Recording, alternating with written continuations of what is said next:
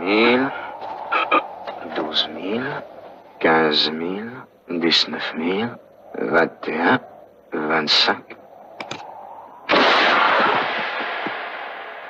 et 4,29. Alors, garçon, qu'est-ce qui se passe? Ah, c'est rien, le vieux. C'est le compte qui n'y était pas. Il en manquait un.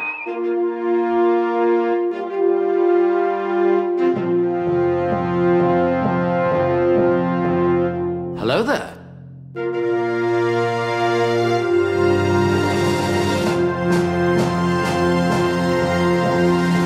You take the red pill. Don't touch us.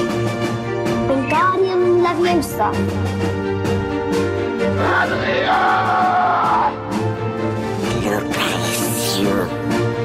Get away from her, you bitch! What? Too close. Hasta la vista, baby. Salut mes pistoleros du lundi et bienvenue dans La Saga, le podcast qui analyse toutes les sagas du cinéma, un film à la fois. Je suis Sofiane Aïkassi et cette semaine on retourne dans le Far West de Sergio Leone pour vous parler de « Et pour quelques dollars de plus », le deuxième volet de la trilogie du dollar. Pour m'accompagner cette semaine, elle est derrière la chaîne YouTube passionnante Vidéodrome. Bienvenue dans le podcast, Sarah. Bonsoir. Quelle est ta saga préférée ? Ah bah la trilogie du dollar. Ah ok, à part celle-là, on va dire à part celle-là. Ah, c'est une très bonne question. Je sais que c'est pas du tout le podcast où il faut dire ça, mais c'est vrai que j'ai tendance à voir le premier film et pas forcément suivre des sagas. Faudrait que j'y réfléchisse. Je dirais peut-être les Aliens. Ah, ça, je les ai tous faits. Ouais, c'était cool. Je pense. C'est quoi les western spaghetti de Sergio Leone pour toi ? Bah, c'est vrai que en soi, bon, il a fait un péplum et puis un film de gangster, on va dire, à part les westerns. Mais sinon, c'est vraiment pour ça quand même qu'il est connu. Et c'est vrai que, notamment la trilogie du dollar. Et c'est vrai que c'est un peu celui qui a fait connaître le western italien dans le monde entier. Même si finalement le western italien, quand on y pense, Sergio Leone, c'est vraiment l'arbre qui cache la forêt. Il y a énormément de choses et des choses même parfois encore plus passionnantes. Mais c'est vrai que c'est quand même lui qui a fait connaître au grand public, qu'il a un peu inscrit dans l'histoire du western cette patte européenne et qui a quand même beaucoup changé la vision qu'on avait du cinéma et de nombreux mythes. T'en as un préféré dans le tas ? Alors en fait, de façon pas du tout objective, parce que je sais que c'est pas du tout le meilleur, mais celui dont on va parler aujourd'hui, c'est mon préféré, parce que en fait, c'est tout bêtement, c'est celui qui m'a fait découvrir le cinéma, et donc qui m'a vraiment, c'était un peu la porte d'entrée. On a tous un film comme ça qui nous a plus marqué que les autres, on sait pas pourquoi, qui nous a fait rentrer un peu dans cette passion du cinéma, et pour moi, c'était celui-ci. Et celui-ci plus que pourtant les autres qui sont, je le dis, vraiment beaucoup mieux. Il était une fois en Amérique, c'est incomparable avec Et pour quelques dollars de plus. Mais pour quelques dollars de plus, c'est celui qui, moi, dans mon cœur, ce sera toujours celui qui m'a fait découvrir, on va dire, cet amour du cinéma. Et comment tu t'es retrouvé à découvrir ce film-là en premier, comme ça ? Alors en fait, c'est une histoire très bête. C'est une histoire très très bête. C'est que en fait, j'avais le DVD qui traînaillait et je n'avais pas Internet chez moi. Et j'étais tombée malade. Et donc, du coup, je n'avais que ça à faire. Regarder ce DVD-là, il n'y avait que ça. Donc, la première fois, je le regarde, je dis, bon, c'est sympa, mais bon, je suis une adolescente qui ne s'intéresse pas tellement au cinéma ni à rien. Donc, je me dis, bon, un western, bon, merci. Et puis, finalement, comme j'ai rien d'autre à faire, je le regarde encore une fois. Je me dis, ah tiens, c'est intéressant. Et encore une fois, ah, c'est vraiment bien. Et puis, après, je suis devenue un peu obsédée par ce film et je l'ai vu, je le connaissais dans toutes les langues. Bon, c'était il y a plus de 10 ans, hein, donc... Mais non, j'ai vraiment énormément regardé ce film un peu en boucle. Et je sais pas pourquoi. C'est vrai que même maintenant, je comprends pas pourquoi, alors qu'il est quand même, entre guillemets, pas si exceptionnel. Mais moi, il m'a marqué. Moi, j'ai eu la même chose avec Rocky IV. C'était une des seules VHS que j'avais. Et je l'ai bouffé, mais en boucle. Et donc, c'est un film que je connais complètement par cœur. Je sais pas si c'est le film qui m'a fait aimer le cinéma, je vais pas aller jusque-là. Mais en tout cas, j'ai un peu cette relation avec Rocky IV. On ne sait pas pourquoi des fois on s'obsède sur des choses. Et enfin, il est de retour après m'avoir rejoint sur The Departed. Il est parfois audible du côté de Super Ciné Battle et de After Eight. Coucou Stéphane. Coucou Sofiane, merci pour la seconde invitation du coup. Voilà, et puis bonjour Sarah, et puis bonsoir ou bonjour tous les auditeurs. T'avais dit que ta saga préférée c'était la trilogie du dollar, si je me trompe pas la dernière fois. Oui, tu vois, comme quoi. Ouais. Comme quoi je n'ai pas menti. Tu as influencé les votes. Alors pourquoi c'est ta saga préférée? Parce que le cinéma c'est la vie mais en mieux, et la trilogie de dollar c'est le cinéma mais en mieux. Donc voilà, c'est 2 fois mieux que la vie. Non, blague à part, parce que c'est effectivement pour moi un des premiers contacts obsessionnels avec le cinéma. Voilà, comme l'a très bien décrit Sarah juste avant, on a tous ces films séminales qui nous ont marqués. Voilà, alors moi le vrai premier contact, première fois que je me suis rendu compte que le cinéma c'était quelque chose de plus que simplement regarder des images, c'était devant Blade Runner de Ridley Scott. Mais la trilogie de l'or, ça fait partie des grandes impressions que j'avais enfant, adolescent et puis adulte. C'est-à-dire que c'était je trouvais qu'il y avait quelque chose d'absolument extraordinaire dans ces histoires, dans ce personnage, dans ces rebondissements. Enfin voilà, il y avait un truc qui me parlait, ce côté à la fois grandiose, parce que les paysages, parce que la musique, parce que voilà le côté opératique finalement du style de Léon, et à la fois complètement mesquin et minable, voilà, dans les personnages, ou même le héros et pas complètement un vrai héros. Toutes ces choses là qui voilà, je me suis dit mais en fait ouais, c'est le genre de truc que j'ai envie de voir, quoi. Surtout qu'en plus moi, je connaissais le western avant le western spaghetti, c'est-à-dire que j'étais un fidèle, même si mes parents ne le savaient pas forcément, mais je trouve toujours moyen de me planquer, un fidèle téléspectateur de la dernière séance, donc tous les westerns classiques. Voilà, tous les westerns classiques qui passaient, etc. J'en connaissais déjà un certain nombre, et j'aimais déjà bien le western à la base. Mais quand j'ai vu la proposition de Léon, alors moi je l'ai vu dans l'ordre, c'est-à-dire que j'ai commencé avec Pour une poignée de dollars, mais quand j'ai vu la proposition de Léon, j'ai fait mais en fait ah ouais, c'est ça que je voulais voir jusqu'au bout, quoi. C'est-à-dire qu'il y avait toujours quelque chose pas qui me dérangeait, mais en tout cas voilà, qui me passionnait moins dans le western américain classique, et qui là vraiment m'a sauté au visage. Je pense que c'est vraiment ce côté mauvais garçon, poussiéreux, voilà, qui d'un seul coup m'a fait basculer finalement dans cette espèce d'obsession pour cette trilogie là que j'ai vu un nombre vraiment incalculable de fois, quoi. Donc t'aimes les westerns, c'est ça? Oui, globalement j'aime bien les westerns, ouais. Alors pour ce qui est de la production, comme d'habitude, j'ai un peu 2 versions différentes, parce que j'ai l'impression qu'il y a la version officielle et la version italienne, tu vois, j'ai l'impression que c'est toujours un peu comme ça. Il y en a une qui dit qu'après l'énorme succès du premier film en Italie, Sergio Leone voulait pas perdre de temps et voulait lancer une suite sur le champ. Et il y a une autre version qui dit que les studios l'ont forcé à faire la suite en refusant de payer ce qu'ils lui devaient sur le film précédent. Donc c'est ça les 2 versions que j'ai eues. Je ne sais pas, je vous laisse décider laquelle est la meilleure. Je pense que la meilleure, c'est clairement celle du studio qui refuse de payer. Oui. Ça c'est sûr que c'est la plus drôle, quoi. Dans mon souvenir, il avait fait Sergio Leone, il a un livre, je pense que c'est le plus connu, avec des entretiens avec Noël Simsolo. Et où en fait là c'est un livre dans lequel il retrace toute sa vie, le parcours politique de son père, ses films, ses tournages, etc. Et dans mon souvenir, mais après c'est un souvenir, peut-être que je me trompe complètement, mais c'était effectivement lui qui, un peu dans un sentiment de vengeance, avait décidé de faire ce film-là et de l'appeler Et pour quelques dollars de plus. Mais j'ai l'impression qu'il a un peu toujours fait des westerns en se disant j'en ferai plus après, je passerai à autre chose. Et puis qu'il a jamais vraiment réussi à le faire, qu'à chaque fois il a dû refaire des westerns. Et bon, pour notre plus grand bonheur, parce que finalement même son dernier, il était une fois La Révolution était génial. Mais c'est vrai que lui, il a toujours voulu un peu s'en échapper, quoi. Après, dès les premiers films de la trilogie du dollar, il avait déjà envie de passer à autre chose. Mais là, cette fois, il y a une différence, c'est que cette fois, il avait un budget où il pouvait peut-être un peu s'amuser. Alors que dans le film précédent, il devait se serrer la ceinture. Alors que là, et ça se ressent dans les décors, dans beaucoup de choses, je pense que c'est peut-être aussi une des raisons pour lesquelles il est revenu, c'est que cette fois, il avait un budget. Il avait effectivement peut-être en tout cas les moyens de faire un peu ce qu'il aurait voulu à la base. Et d'ailleurs c'est assez drôle parce que cette histoire de revenir faire la suite parce que ça s'est mal passé ou qu'on n'a pas été payé sur le précédent, c'est un peu ce qui s'est passé avec George Romero quelques années plus tard quand il a financé le remake de La Nuit des Morts Vivants. puisqu'il avait jamais été payé sur l'original. Et du coup, il a financé et produit le remake pour enfin gagner de l'argent sur ce film, quoi. Donc, tu vois, c'est des histoires qui finalement sont presque universelles malheureusement dans ce genre de cinéma. Mais c'est vrai que voilà, le côté budget se ressent assez vite. Tu le sens notamment. Il y a un aspect que je trouve très marquant, c'est la direction de la photo et la qualité de la pellicule en fait.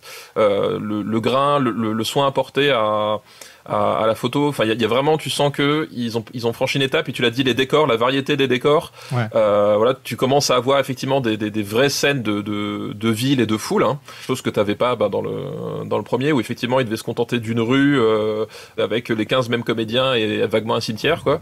Et là, effectivement, il y a ce côté, on va réussir à faire un peu ce que je voulais faire d'abord. Et d'ailleurs, c'est appuyé peut-être encore plus par le fait qu'on retrouve, bon, évidemment, on retrouve le personnage de Clint Eastwood, mais on va retrouver Jane Maria Volonté, qui va revenir faire le méchant, sauf que c'est pas le même méchant, c'est un personnage qui a priori n'a rien à voir. Mais voilà, il y a plein d'éléments comme ça qui font, alors pas remake parce que pour le coup l'histoire elle a rien à voir. Voilà, on n'est pas aussi proche finalement que ce qu'avait fait James Cameron sur Terminator 2 où il y a vraiment ce côté, tiens, je vais refaire le même film mais en beaucoup mieux parce que cette fois-ci j'ai plein de pognon.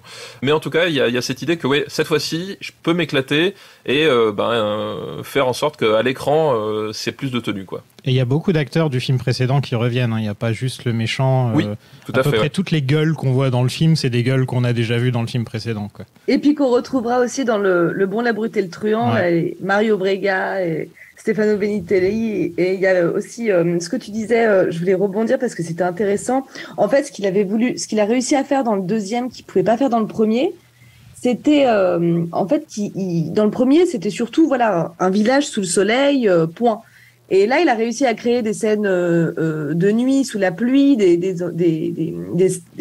rues boueuses, etc. Donc tout ça, c'était évidemment fait artificiellement. Mais il a pu faire beaucoup plus d'effets spéciaux entre guillemets dans celui-ci et faire différentes ambiances en fait. Et ça, c'est vrai que c'est super intéressant. Après, Pour une poignée de dollars, il y avait ces scènes de nuit hein, avec l'incendie, etc. Mais là, c'est vrai qu'il arrive à créer aussi différents climats et différents. Puis il y a quand même effectivement des paysages qu'on ne retrouvait pas dans le premier qui sont assez impressionnants. Ouais, beaucoup plus de figurants aussi. Enfin, alors, d'avoir enchaîné les deux comme ça en une semaine, on sent le budget, quoi. Il est à l'écran, quoi, en tout cas. Donc, Sergio a contacté Clint, qui, lui, n'était pas très motivé non plus à l'idée de revenir. Parce qu'il voulait faire des films plus intimistes. Il ne voulait pas se répéter tout le temps. Donc Sergio Leone a envoyé une copie de Pour une poignée de dollars aux États-Unis en version italienne et en gros Clint l'a montré à ses potes et un studio en version italienne et les gens ont adoré et donc Clint s'est dit bon, il y a de l'argent à se faire donc il a accepté de revenir avec une augmentation de salaire puisque dans le premier il touchait $15,000 et là il touche $50,000. De toute façon que dire sur Clint qui n'a pas déjà été dit que dire sur Clint, ouais, non mais voilà, donc c'est difficile de répéter déjà ce qu'on a dit dans l'épisode précédent aussi sur l'homme sans nom, tout ce qui représente. Voilà, Sergio, ça va, enfin de toute façon voilà, tout le monde le sait et puis vous l'avez dit, Sergio, ça va devenir au-delà de simplement le type à qui il va faire un film, ça va devenir un véritable mentor cinématographique et stylistique en fait. C'est qu'à un moment donné, quand il va passer derrière la caméra, Clint Eastwood, il va se souvenir de Don Siegel et de Sergio Leone, quoi. Oui, il a fait un film où il joue l'homme sans nom, non ? L'homme des hautes plaines. L'homme des hautes plaines. Alors, c'est pas vraiment l'homme sans nom. C'est pas tout à fait le même personnage parce qu'il est encore moins sympathique quand même. Dans l'homme des hautes plaines, c'est le versant encore, mais il reprend justement ces thématiques du personnage sans nom, mutique, un peu décalé par rapport aux événements qui est autour de lui. Apparemment, il faisait des repas de 2 heures tous les midis. Et Clint disait qu'il était au ralenti pendant tout le reste de la journée, et donc pendant tout le film, il était au ralenti. Il disait normalement, quand on fait une pause pour bouffer le midi, on fait 30 minutes à 1 heure grand max. Mais avec les Italiens, c'est 2 heures, quoi. et en même temps, c'est pratique pour Sergio, vu qu'il aime spécifiquement tourner dans les fins d'après-midi. Donc, ouais, puisque le midi la lumière est trop zénitale, autant faire quelque chose. Oui, bouffer, c'est pas plus con hein, comme idée après tout. Mais en même temps, c'est vrai que finalement, tu as tous ces États-Unis qui travaillaient sur les films italiens et tout ça. C'est vrai que ça revient souvent dans les interviews, dans les entretiens, qu'ils étaient choqués de tout le temps que ça prenait une journée de tournage et de ces pauses à l'infini, etc. Alors que les États-Unis, tout se faisait beaucoup plus vite et entre guillemets de façon plus efficace. Mais finalement, c'est vrai que ça fait aussi partie du charme, en tout cas pour nous, d'imaginer une journée de tournage, etc., où on imagine que voilà, on voit pas l'exploitation là, on imagine juste que voilà, toute l'équipe se met autour de la table, qui débattent. Mais bon, après voilà, on n'y était pas et certainement que pour eux c'était beaucoup trop long. Faut voir aussi que là, les productions italiennes, de genre de ces années-là, et ça va se poursuivre jusque dans les années 80. Faut dire aussi que c'était pas aussi cadré, on va dire, que ce que pouvaient faire les Américains, même au-delà de simplement de la pause.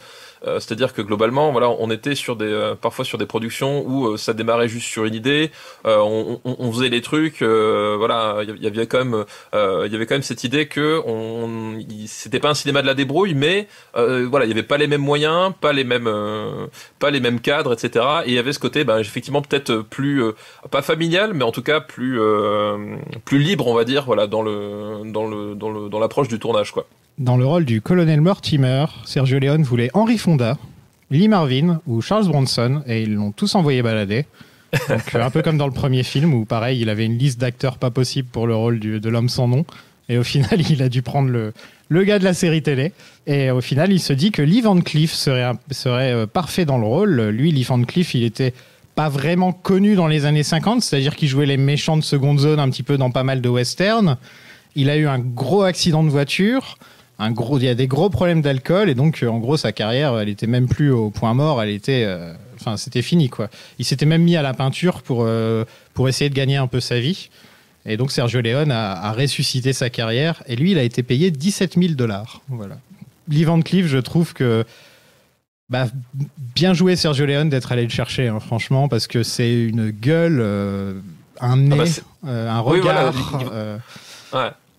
Lee Van Cleef, effectivement, c'est quand même un profil de cinéma absolument fou. Enfin, je veux dire, pour un cinéaste, pour un directeur de la photo, quand t'as un visage comme celui de Lee Van Cleef, c'est une espèce de bijou à travailler, à sculpter. Et c'est d'ailleurs aussi, tu l'as très bien dit, ce qui lui posait problème un peu dans le Hollywood des années 50, c'est qu'effectivement un type avec une gueule comme ça, on lui file pas des rôles, enfin il a pas une gueule de premier rôle, quoi. C'était un peu comme Bronson aussi à un moment donné, où globalement Bronson il jouait les Indiens ou que des mecs comme ça, alors que finalement il est originaire de Lituanie. Voilà, c'était à un moment donné ces physiques comme ça, voilà, c'était pas des physiques de premier plan. Aux États-Unis ça posait un problème, puis d'un seul coup ça va devenir effectivement une véritable arme, en tout cas pour sa carrière, parce que on parle aujourd'hui pour quelques dollars de plus, mais alors Lee Van Cleef, une fois que les Italiens ont mis la main dessus, on va le retrouver dans des tas et des tas de western, voilà, dans plein de rôles. Des nanars aussi. Dans plein. Alors c'est un peu le problème des productions italiennes de ces années-là, hein, c'est que c'est un peu à pile ou face, hein, selon ce que tu. C'est soit un chef-d'œuvre, soit un nanar. Voilà, c'est ça. Il est quand même devenu une vraie figure du genre. Et quand on le voit dans Colorado, dans La mort était au rendez-vous, etc. Enfin, toutes les personnes qui aiment le cinéma italien, Lee Van Cleef, c'est vraiment des personnages qui sont hyper marquants. Et puis aussi, ce qui est bien, c'est que c'est des personnages qui sont quand même différents, parce qu'il aurait pu finalement s'enfermer dans ce rôle du vieux sage ou du vieux sadique. Et finalement, dans tous ces rôles-là, il arrive à chaque fois à faire quelque chose de différent. Et c'est assez surprenant finalement. C'est un acteur qui arrive donc très tard sur le devant de la scène, enfin en tout cas au niveau européen. Mais par contre, les westerns italiens qu'il a fait par la suite après ces rôles qu'il a eu avec Sergio Leone, ils sont hyper marquants, ils sont devenus cultes. Et c'est vraiment, il a su se renouveler, quoi. Il s'est pas enfermé dans quelque chose. Et donc non seulement il a une belle gueule, mais en plus de sa belle gueule, il arrive vraiment, je trouve en tout cas, à avoir des jeux d'acteurs qui, à créer des personnages. Finalement, quand on regarde un petit peu le western italien, on se rappelle pas, on n'est pas forcément marqué par le colonel Mortimer ou par forcément Sentenza, mais on va aussi penser à ces autres personnages-là, et parce que là où il devient justement le personnage principal, on va dire. Tiens, on parle justement, j'ai lu une anecdote sur lui, qu'on lui avait proposé un rôle principal dans je sais plus quel film, High Noon ou un truc comme ça, je crois. Et en gros, ils lui ont dit, t'auras le rôle principal, ou un des rôles principaux de gentil, et t'auras le rôle si tu te fais refaire le nez pour avoir une tête plus gentille. Ouais, bah oui, et voilà. Il a refusé. Non mais c'est très révélateur, hein. C'est qu'effectivement il avait un physique très très très particulier et bon bah du coup effectivement qu'est-ce qu'on en fait à Hollywood quoi. Et comme Sarah l'a très bien dit, cette espèce de renaissance dans le cinéma italien, voilà, où justement on aimait les gueules. Bah d'ailleurs dans ce film-là on retrouve Klaus Kinski dans un petit rôle. Ben voilà, c'est du cinéma qui a aussi réutilisé les gueules et c'est peut-être aussi ce qui fait une partie de son charme d'un point de vue global, hein, le cinéma italien de ces années-là. Voilà, c'est qu'on avait cette espèce de jeu sur les tronches des personnages, voilà, caractériser un personnage à travers justement la mimique, des trucs comme ça, qui finalement différenciaient pas mal des méthodes hollywoodiennes, où voilà, effectivement, bah, on connaissait James Stewart, on connaissait John Wayne, voilà, mais c'était finalement les rôles avec les gueules cassées, on en voyait soit pas trop, ou soit on s'en rappelait pas si bien que ça. Là, on leur donnait de quoi exister, quoi. Et c'est un peu pour ça que je trouve que les films de mafia ont un peu remplacé les films de western à un moment dans l'histoire du cinéma, parce que justement les mafieux ont tous des tronches aussi. Et c'est un truc qui est resté. C'est que par exemple tu regardes Les Affranchis, personne n'est très beau dans Les Affranchis. Bon, à part Ray Liotta, Ray Liotta est quand même pas mal. Oh, mais... Voilà, Ray Liotta est quand même très très beau. Mais oui, mais justement, et c'était admis parce que bah, déjà c'était plus tard, et puis surtout on s'est admis parce qu'on part du principe et que les mafieux de toute façon c'est des mauvais garçons en fait. Voilà, même si c'est le protagoniste, on sait que c'est des mauvais garçons, donc finalement il y avait cette espèce de bascule inconsciente qui disait un peu comme James Cagney à l'époque en fait, voilà, c'est des films de mauvais garçons finalement, et on admet qu'ils aient des trognes ou en tout cas qu'ils répondent pas à des canons de beauté qui sont classiques quoi. Et pour les Américains justement, et c'est ça la différence, enfin que moi j'ai toujours trouvé passionnante entre le western italien et américain, c'est que pour les Américains, mine de rien, c'est la construction de leur propre mythe, hein. Voilà, les États-Unis, une nation qui finalement est bâtie par des immigrés de façon très tardive et qui a assez peu de mythes fondateurs, et du coup le western, la conquête de l'Ouest, à travers le cinéma évidemment, mais avant à travers la littérature, enfin c'est quand même la construction, la réappropriation d'un mythe fondateur, et donc il y avait beaucoup de projections là-dedans, et c'est aussi pour ça qu'on a le héros fordien, hein, voilà, John Wayne, qui s'est imposé parce que effectivement c'est flatteur quoi. Les Italiens, eux, le western, ça représente rien par rapport à leur histoire. Eux, c'est des clichés, des clichés ou en tout cas des archétypes. Du coup, on va prendre ces clichés, on va prendre ces archétypes, on va les triturer, on va les torturer, on va faire complètement autre chose, on va jouer avec. Il y a pas cette notion de respect du mythe en fait quelque part. Au contraire, justement, on va s'amuser à casser le mythe, à le corner, à le briser, à montrer l'autre face, de plein de façons différentes. Et pour le coup, les films de Leone font ça, mais c'est pas ceux qui vont le plus loin, hein, dans ce genre d'aspect. Enfin, le cinéma, le western italien est extrêmement riche sur cet aspect-là. On va penser au Grand Silence ou des choses comme ça, voilà, qui reprend d'ailleurs à tel point le mythe du héros solitaire sans nom que c'est un héros qui ne parle pas du tout. Voilà. Mais voilà, c'est ça le truc qui est intéressant, c'est à travers ces castings un peu atypiques, c'est aussi ça qu'ils expriment, ce côté, nous on va reprendre cet archétype qui est partagé par tous, hein, parce que le western, c'est quand même un genre qui a été extrêmement extrêmement populaire dans les années 40, les années 50, enfin c'était le genre par excellence que tout le monde connaissait. Voilà, tout le monde connaissait les points importants du récit, comment se construisait le récit, les choses, la cavalerie, le duel, etc., etc. Eux, ils sont arrivés, ils ont dit tiens, on va reprendre tout ça, puis on va casser le jouet quelque part. Et c'est aussi pour ça qu'il y a un côté très réjouissant dans ces westerns-là, et notamment chez Leone, parce que Leone le fait quand même avec une intelligence et un talent visuel supérieur à la majorité de ses compatriotes, quoi. De nos jours, j'entends souvent cette phrase qui disent que les films de super-héros vont disparaître comme les westerns ont disparu. Et ça fait bientôt 20 ans qu'on dit cette phrase, et pour l'instant, les films de super-héros ne disparaissent pas.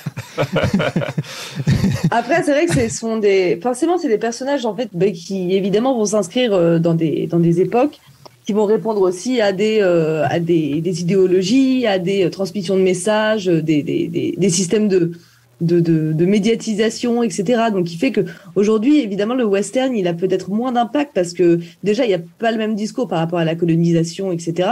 Il y a quand même beaucoup de choses qui ont changé. Mais par contre, effectivement, le western comme genre et tous les sous-genres qui en découlent, ça reste. Et cette espèce de l'histoire de la conquête de l'espace, les affrontements entre les peuples, etc. Enfin, il y a toujours souvent le mythe du héros justement. Il y a énormément de choses qui ont été écrites sur le western et pourquoi ça marchait autant. Pourquoi aujourd'hui on considère très souvent que c'est mort et finalement ça revient. Après le western italien, il y a eu le western crépusculaire. Et c'est vrai que là, pour le coup, c'était complètement on va enterrer le western et on va montrer le western le plus terrible qui soit, le plus pessimiste, le plus violent. Et c'est vrai que c'est très très intéressant ce cheminement en fait qu'a fait le western. Seulement des années 50 aux années 70, en 20 ans seulement, il y a eu une évolution du genre qui est juste absolument passionnante, quoi. On est passé effectivement du personnage de John Wayne au personnage de Sam Peckinpah qui, pour le coup, sont complètement n'ont plus rien à voir. C'est complètement d'autres valeurs et d'autres messages qui sont véhiculés. Le scénariste du film s'appelle Luciano Vincenzoni et il a écrit le film en 9 jours. Voilà. Comme quoi, il faut pas plus. Hein. Comme quoi, parfois. Hein. Je propose qu'on parle d'un truc qui est très important chez Sergio Leone. C'est la musique. Voilà. Ennio Morricone est bien sûr de retour. Qu'est-ce que vous pensez de lui ? D'Ennio Morricone ? Ouais. Alors, t'as du temps ou pas ? On va faire court par rapport à cette trilogie, on va dire. Voilà. Non, mais Ennio Morricone, je pense que ça fait partie du choc esthétique global. Hein. La musique d'Ennio Morricone, c'est un truc, que je me suis pris en pleine face en même temps que les images, en même temps que les personnages, en même temps que tout. Évidemment, ils sont indissociables. Je pense que le côté grandiose des films de Leone ne serait rien sans la musique d'Ennio Morricone. Je peux pas imaginer ces films-là avec une autre musique, vraiment. C'est à tel point que justement la mélodie du carillon, donc qui sert de ritournelle. En plus, c'est ça qui est intéressant, c'est qu'il va utiliser encore plus la musique comme un instrument de mise en scène que dans le précédent. C'est-à-dire que là, on a vraiment la ritournelle qui va revenir à plusieurs moments du carillon, donc qui vient de la Pocket Watch. Merci Jean-Claude Van Damme, de la montre à gousset, qui vient de la montre à gousset et qui en fait après va quelque part envers la pellicule à plusieurs moments et qui va avoir différentes déclinaisons avec des orchestrations qui rajoute des instruments, qui va après servir de support pour le duel final, etc. Cette musique là en fait elle va traverser tout le film et elle s'adapte, en tout cas j'ai même pas l'impression qu'elle s'adapte, j'ai presque l'impression qu'elle guide en fait les scènes à travers ces différentes mutations. Et pour la petite anecdote, du coup, la musique du carillon, j'avais insisté quand je me suis marié pour la faire jouer dans dans l'église quand on rentrait dans l'église, parce que je me suis dit, c'est mignon. Ah oui, c'est trop bien. Et puis je me suis dit, j'ai l'occasion de faire retentir du Ennio Morricone dans une église. Est-ce que je vais m'en priver ? Allez, par contre, le symbole... Ah bah oui, ça, effectivement, par rapport aux événements du film, voilà. Mais après, on peut pas tout avoir. Hein. Je m'étais dit, on va prendre la beauté purement mélodique de la chanson pour ce qu'elle est. Mais voilà, Ennio Morricone, c'est indissociable. Et là, il se surpasse, par rapport encore déjà au précédent, que je trouve que les mélodies sont encore plus marquantes, comme bien encore plus des instruments de mise en scène. Incroyable duo qui est en train de se former sous nos yeux et nos oreilles entre Sergio et Ennio, quoi. En fait, ce qui est intéressant pour quelques dollars de plus, c'est que du coup, dans ce film, il y a vraiment les 3 thèmes pour les 3 personnages. Donc 3 instruments de musique pour 3 personnages. On a l'orgue pour Gian Maria Volonté, on a la flûte pour le personnage de Clint Eastwood, et je crois que c'est un air de guitare, quelque chose comme ça pour Lee Van Cleef. Et en fait, pendant tout le film, du coup, ces thèmes vont être joués quand les personnages vont arriver. Et le duel final est absolument passionnant parce que du coup, je crois que c'est la trompette pour Lee Van Cleef. Et du coup, le duel final laisse place à l'orgue et à la trompette puisque le duel se passe entre le personnage de Gian Maria Volonté et de Lee Van Cleef et que Clint Eastwood n'est qu'un spectateur. Donc du coup, c'est vrai que y a cette musique finale qui est absolument magnifique et je trouve qu'il n'a pas à rougir à côté de la musique finale du duel du Bon, la brute et le truand qui est très inspirée d'ailleurs. Hein. Enfin, c'est plus ou moins la même racine. Ça ressemble. C'est la même famille, ouais. Ça ressemble. Exactement. Mais c'est vrai que en tout cas, cette musique-là, elle réunit du coup l'orgue et la trompette de ces 2 personnages, et je trouve absolument génial en fait cette idée d'associer ces personnages à des sons, des petits airs. Et à la fin, il y a cette espèce d'explosion de ces deux instruments qui s'affrontent. Et c'est vraiment une très, très belle idée. Je ne sais pas si on a beaucoup vu ça finalement au cinéma, alors que ça paraît très simple sur le papier. Oui, et c'est marrant parce que en fait, c'est là où on en revient à ce que je disais tout à l'heure, au côté opératique, voilà, commedia dell'arte, voilà, côté très excessif à l'italienne, hein, quelque part, parce que ça, effectivement, c'est des méthodes de composition que tu peux retrouver justement dans les opéras. Bon, Lac des Cygnes. C'est l'exemple le plus flagrant. Ce côté justement, comme la musique est un élément central pour la narration, effectivement, on va associer des instruments aux personnages. Et donc quelque part, on retrouve justement cette spécificité, voilà, venue de l'opéra, des personnages plus grands que nature, très tragiques, très dramatiques. Ça se retrouve aussi finalement peut-être dans cette utilisation de la musique. Je disais dans le précédent. Il y est pas encore là, Ennio, il y est presque. Bah là, il y est là, c'est bon quoi. Il y est complètement. Ah là, il y est quoi. Enfin là, mais même Sergio, hein, c'est pareil. Sergio aussi, je veux dire. Là, ils ont perfectionné totalement leur art, les deux. Dans ce film. Complètement. Et oui, complètement. C'est-à-dire qu'effectivement, moi j'adore cette trilogie de bout en bout. Mais c'est vrai que quand tu regardes d'un point de vue technique pour une poignée de dollars, tu sens qu'il y a certaines scènes où Sergio a pas pu faire exactement ce qu'il voulait. Je pense notamment aux scènes du cimetière de nuit où tu sens quand même la nuit américaine. Un peu bancal, avec l'utilisation de plans extrêmement serrés, parce que justement, si tu dévoilais trop le décor, tu voyais qu'il faisait jour. Enfin voilà, tu sentais qu'il y avait certaines limites dans plusieurs aspects. Voilà, ils étaient limités par le budget, ils étaient limités par le temps. Puis à l'époque, personne n'était personne sur ce plateau. Et ils inventaient un genre plus ou moins aussi. Voilà, c'est ça. Effectivement, ils partaient un peu de zéro. Ouais. Voilà, c'était littéralement une centaine de types perdus dans un désert en Espagne en train de tourner un film dont tout le monde à l'époque se foutait, tu vois. Donc il y avait quand même cet aspect-là. Et là, effectivement, ça fait partie de cet aspect revanche dont on parle au début. Ils reviennent, ils ont vraiment les moyens de faire ça bien. Et là, tu vois qu'effectivement, la précision de chacun s'exprime vraiment à plein, c'est-à-dire qu'ils ont plus les limitations et ça explose en fait. Et puis après tout ce que va perfectionner finalement Sergio Leone jusqu'à il était une fois dans l'Ouest, qui est pour moi quand même en termes esthétiques, on va dire son film, je pense que c'est là où il voulait aller avec le western d'un point de vue purement esthétique, même si c'est pas mon préféré, mais c'est l'aboutissement esthétique, un peu comme Ran par exemple pour Kurosawa, qui est pareil, n'est pas mon Kurosawa préféré. Tout ça en fait est mis en branle à partir de pour une poignée de dollars, et vraiment se concrétise en disant ce que je peux faire réellement quand j'ai pas quelques bâtons dans les roues, c'est ça. Et effectivement, là vraiment on voit le style Leone Morricone superposé, où ils sont à plein régime quoi. Vous avez une BO préférée de Morricone ? Ah, c'est une très très bonne question. Moi j'aime beaucoup la BO du film Le Dernier Face à Face.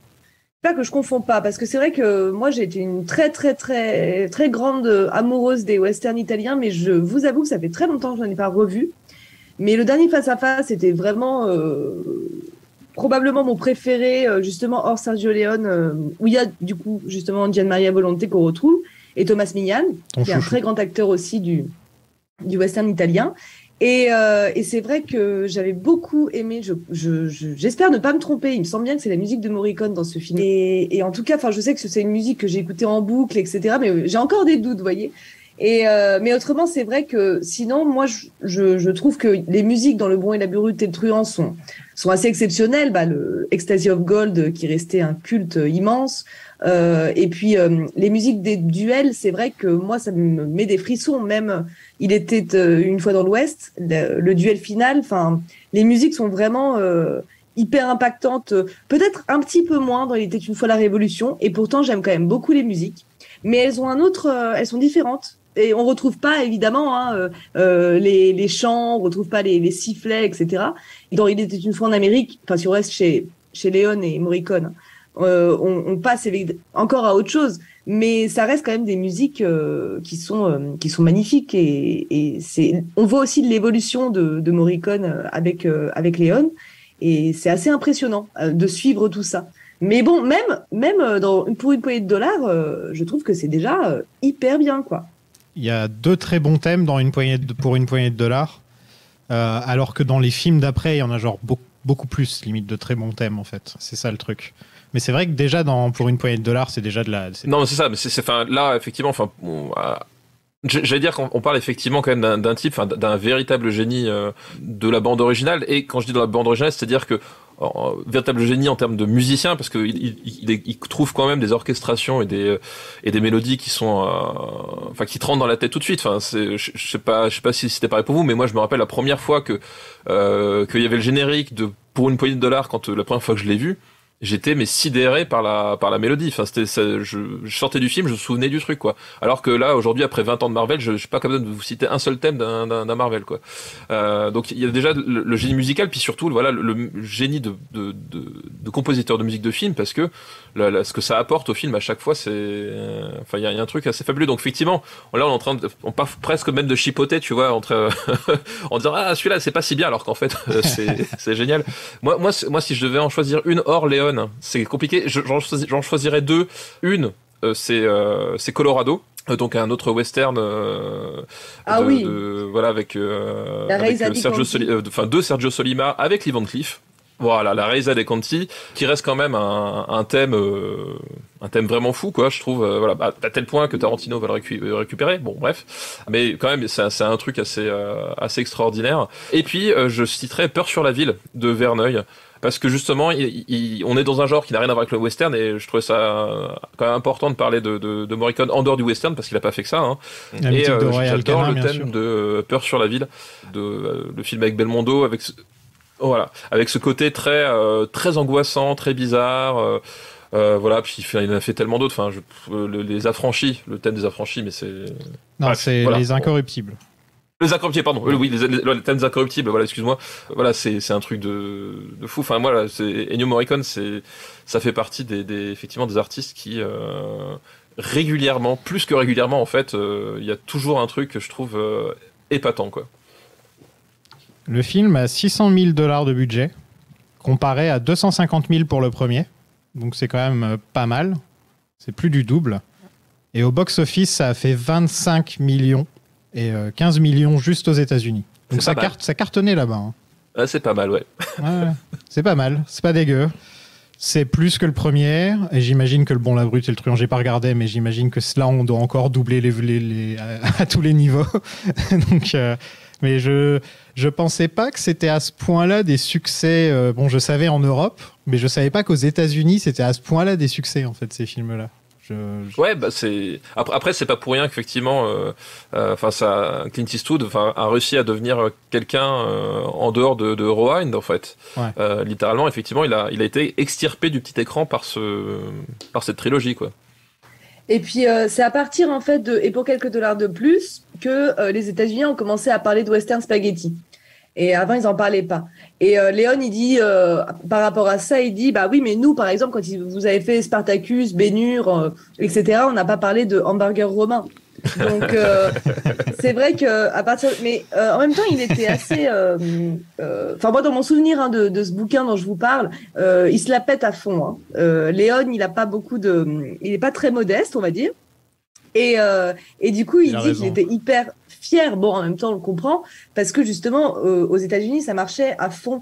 Et ce que j'aime beaucoup, en fait, chez Léon, c'est que lui, ce qui l'intéresse, c'est quand même de convaincre le public et le public populaire. Et du coup, c'est vrai qu'il y avait...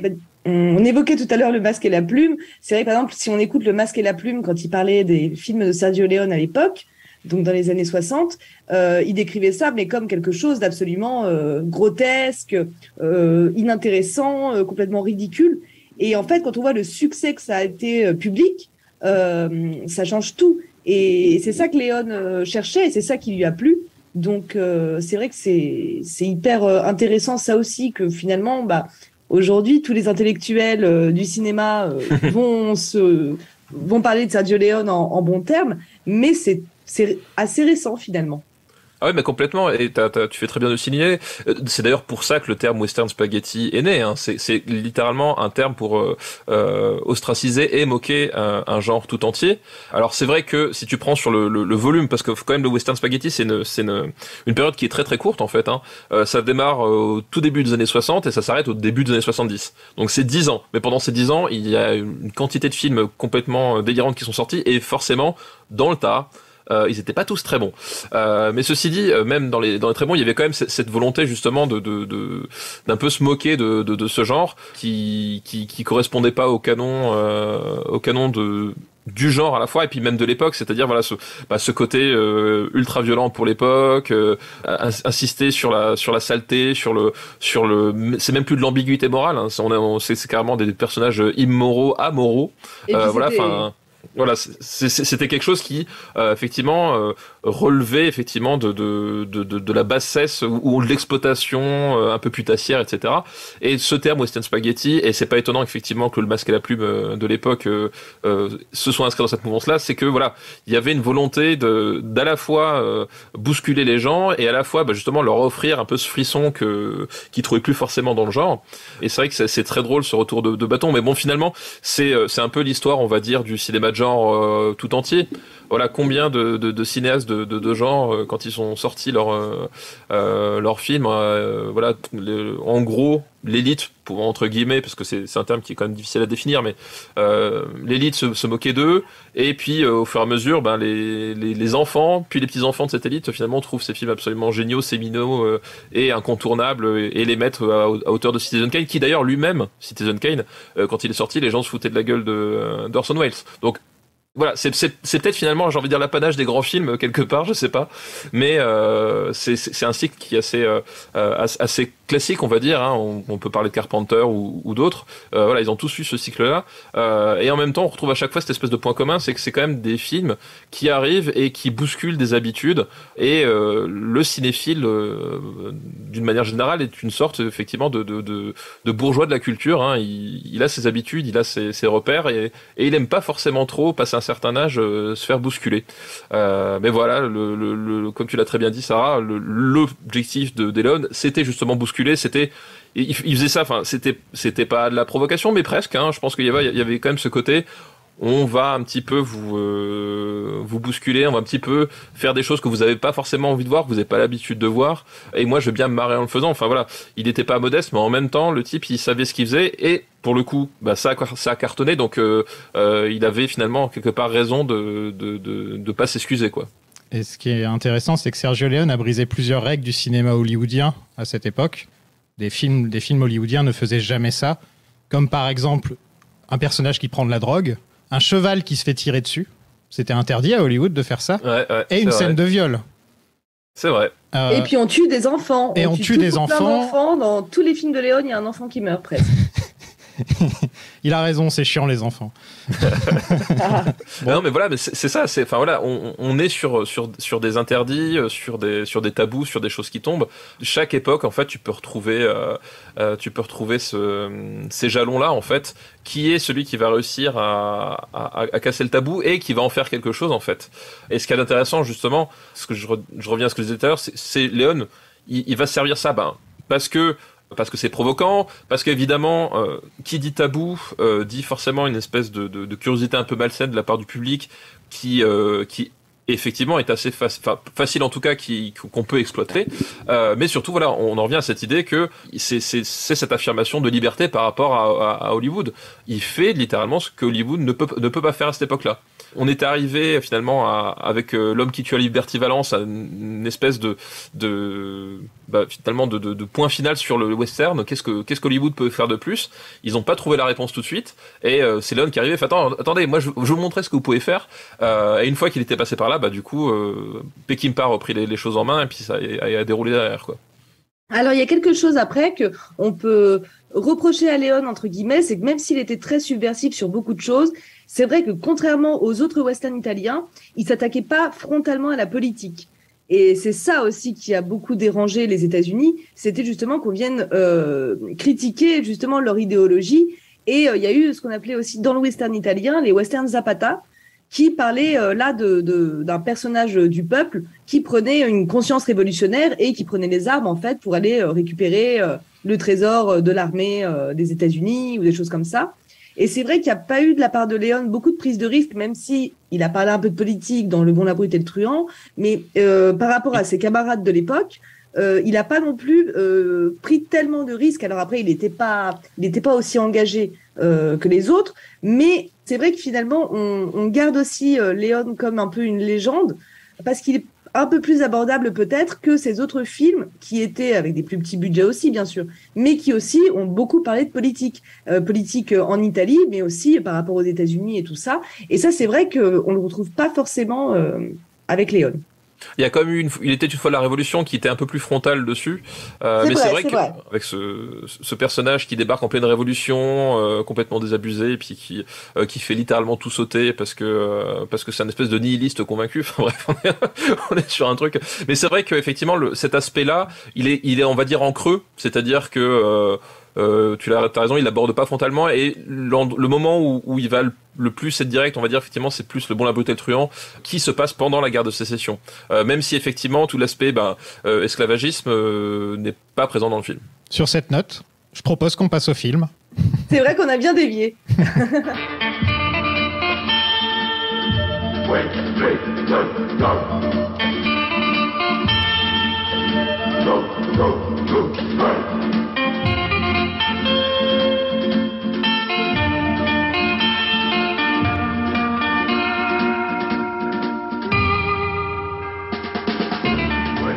Nous sommes en 1872 dans le sud-ouest des États-Unis, à proximité de la frontière mexicaine. Nous faisons la rencontre du colonel Mortimer, incarné par Lee Van Cleef. Quelle gueule, quel look, quelle présence. Il arrête un train pour pouvoir sortir à son arrêt. Ça, c'est une scène d'intro, tu vois. Il est chasseur de primes et il a un arsenal de flingues plutôt sympa, limite digne d'un James Bond un petit peu. Qu'est-ce que vous pensez de ce colonel Mortimer ? Il est très bien, le colonel Mortimer. Je trouve qu'il a une place très intéressante dans le récit par rapport à Pour une poignée de dollars. C'est qu'en fait, c'est celui qui va avoir les motivations personnelles. C'est-à-dire que le personnage principal, c'est l'homme sans nom, ou alors le manchot, comme il appelait ici, joué par Clint Eastwood.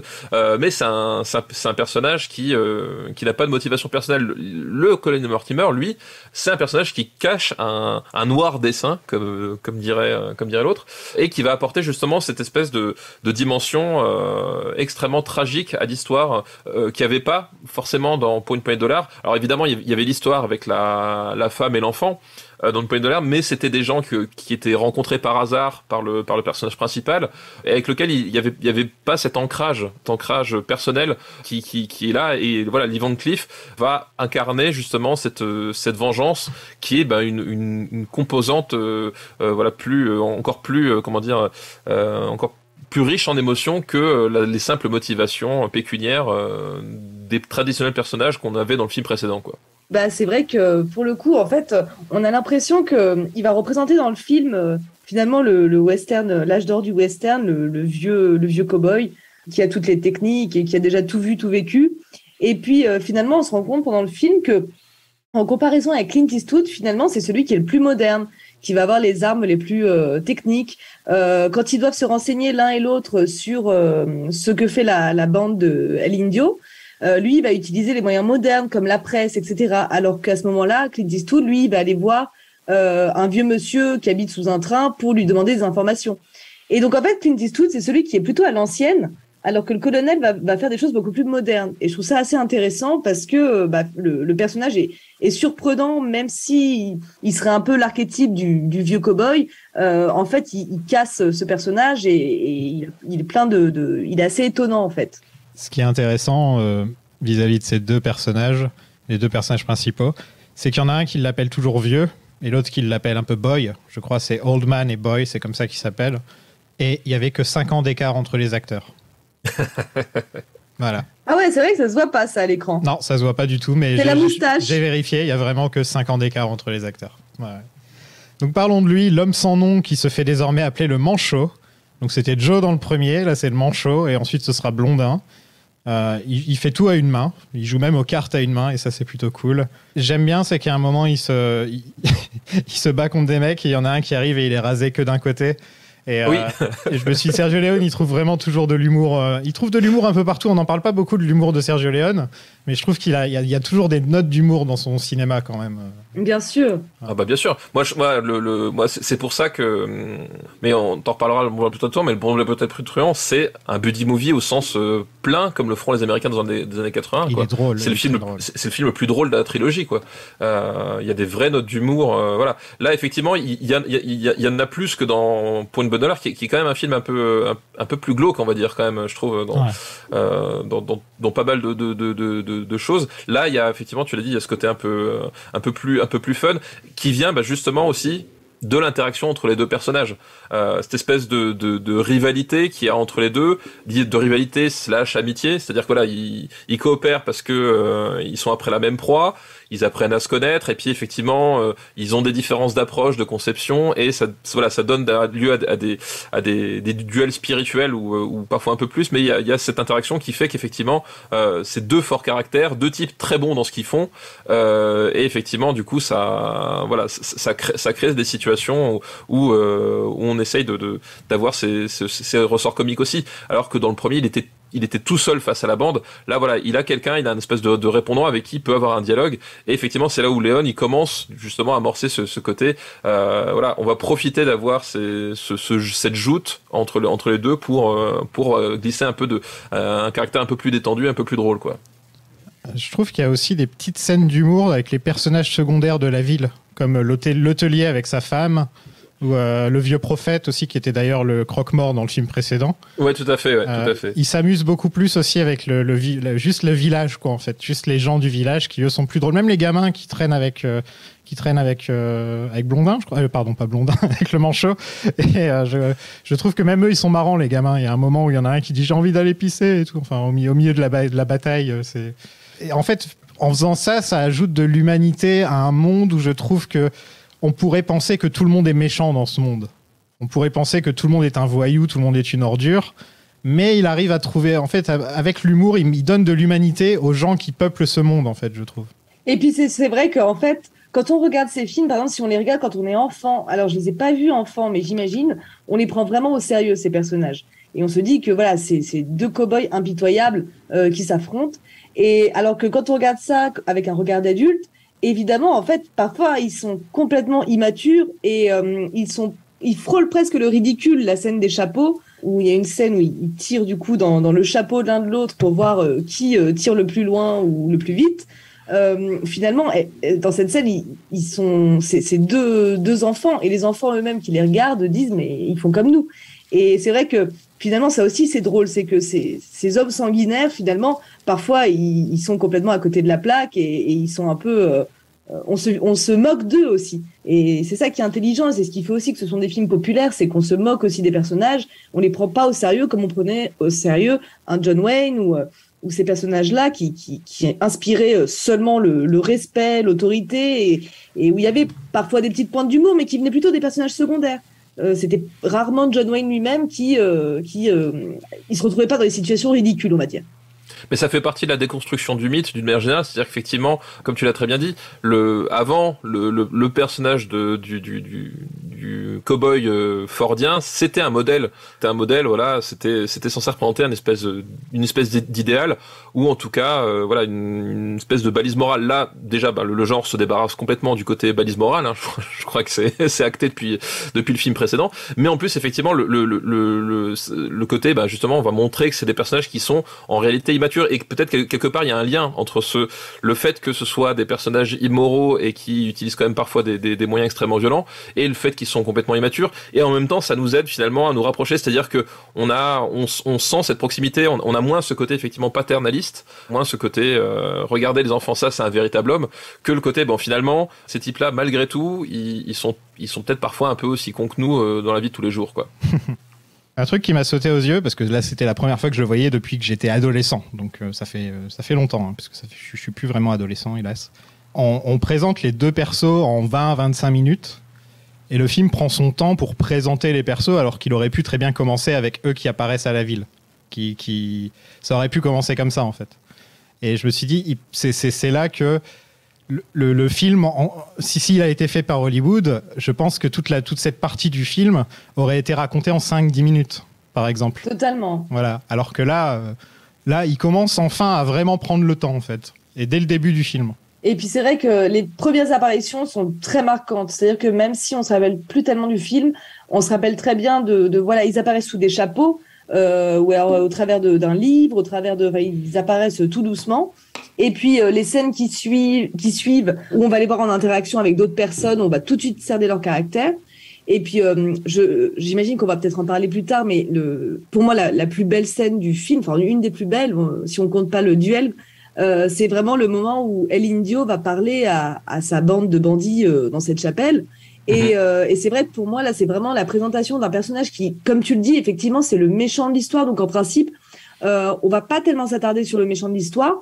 On va pas lui donner comme ça des symboliques religieuses, toutes sortes de un imaginaire derrière. Et c'est vrai que le personnage est quand même hyper intéressant et vraiment passionnant. Et puis c'est vrai que voilà, Gian Maria Volonté, comme je vous disais, moi c'est vraiment l'acteur que je préfère de loin. Même si il a été beaucoup critiqué pour son jeu trop proche du théâtre, etc. C'est quand même un immense acteur.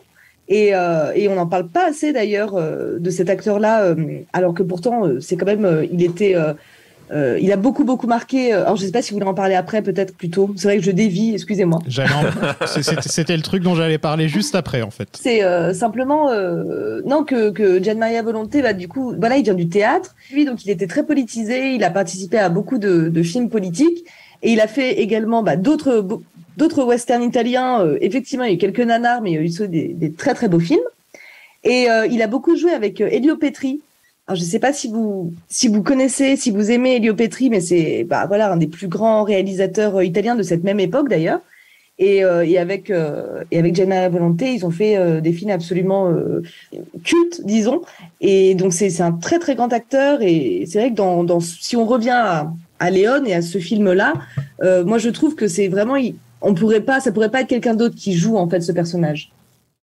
Je le trouve très bon, moi, personnellement. Ah, mais moi, je suis pareil, je suis un vrai fan de Gian Maria Volonté. Sacco e Vanzetti, El Chuncho aussi, justement, quand Sarah parlait de Western Zapata, voilà, c'est quand même un des meilleurs pour moi dans le genre, et c'est Gian Maria Volonté qui le porte à bout de bras. Moi, effectivement, c'est un acteur que j'aime beaucoup. Alors, effectivement, il est très physique, il est pas du tout dans la retenue, dans son jeu, mais je trouve il sonne toujours très juste. Et là, voilà, dans la fameuse scène de la chapelle, justement, il a cette espèce de façon de jouer avec le regard, le regard, pardon. Je veux dire, le regard, ça n'a aucun rapport. Hein. Michel Rocard, ouais, pourquoi pas. Non, Michel Rocard ne joue pas dans le film, excusez-moi, ne croyez pas ça. Non, avec le regard et la position de son corps, en fait. C'est-à-dire qu'effectivement, si on regarde bien, en fait, c'est le seul à se tenir, la stature de son corps, c'est le seul à se tenir de la façon dont il se tient dans le film, en fait. Il y a vraiment un truc qui crée le personnage physiquement, cette espèce d'attitude avec une épaule légèrement tombante, presque nonchalante, et en même temps tu remarques que c'est jamais très loin de son arme. Voilà, il y a vraiment ce côté très animal quelque part qu'il arrive à distiller juste par le positionnement de son corps et de son regard. C'est un truc qui fait très très bien et que moi je trouve fonctionne de façon parfaite, quoi. Et il est utilisé encore mieux que dans le film précédent, je trouve. Voilà, parce que son personnage a plus de profondeur, parce qu'il y a ce côté torturé et en même temps ce côté vraiment impitoyable. Tu sens qu'il y a une sorte de poids finalement sur ses épaules aussi. Enfin, il y a vraiment un truc qui est très très intéressant par rapport à ce personnage-là. Voilà, tu sens qu'à un moment donné, cette espèce de lassitude, il est pas dans la même optique que voilà, parce que t'as beaucoup de plans sur ses camarades de gang où ils rigolent, où ils sont dans cette espèce de on va dire de joie finalement de la violence autour d'eux. Lui, tu sens qu'il y a un truc plus profond que ça, en fait. Il y a quelque chose d'un peu différent et que presque une malédiction, mais qu'en même temps c'est sa façon voilà, la violence, c'est sa façon de s'exprimer, sa façon de vivre, mais en même temps tu sens qu'il y a un poids derrière, et physiquement il le porte très bien, quoi. Alors ça, c'est une bonne question que je voulais vous poser, parce que du coup il y a deux avis qui divergent. C'est-à-dire que y a des gens qui vont penser que dans ce film, le personnage donc il a violé une jeune femme, donc qui est la sœur de Mortimer, du coup le personnage de Lee Van Cleef. Et en fait, pendant le viol, la jeune femme va se suicider. Et là, en fait, il y a deux avis. C'est-à-dire qu'il y a des gens qui pensent qu'il a été traumatisé par ça et que c'est pour ça qu'il est devenu un petit peu fou. Et d'autres gens qui considèrent qu'il y prend du plaisir à repenser à ce souvenir.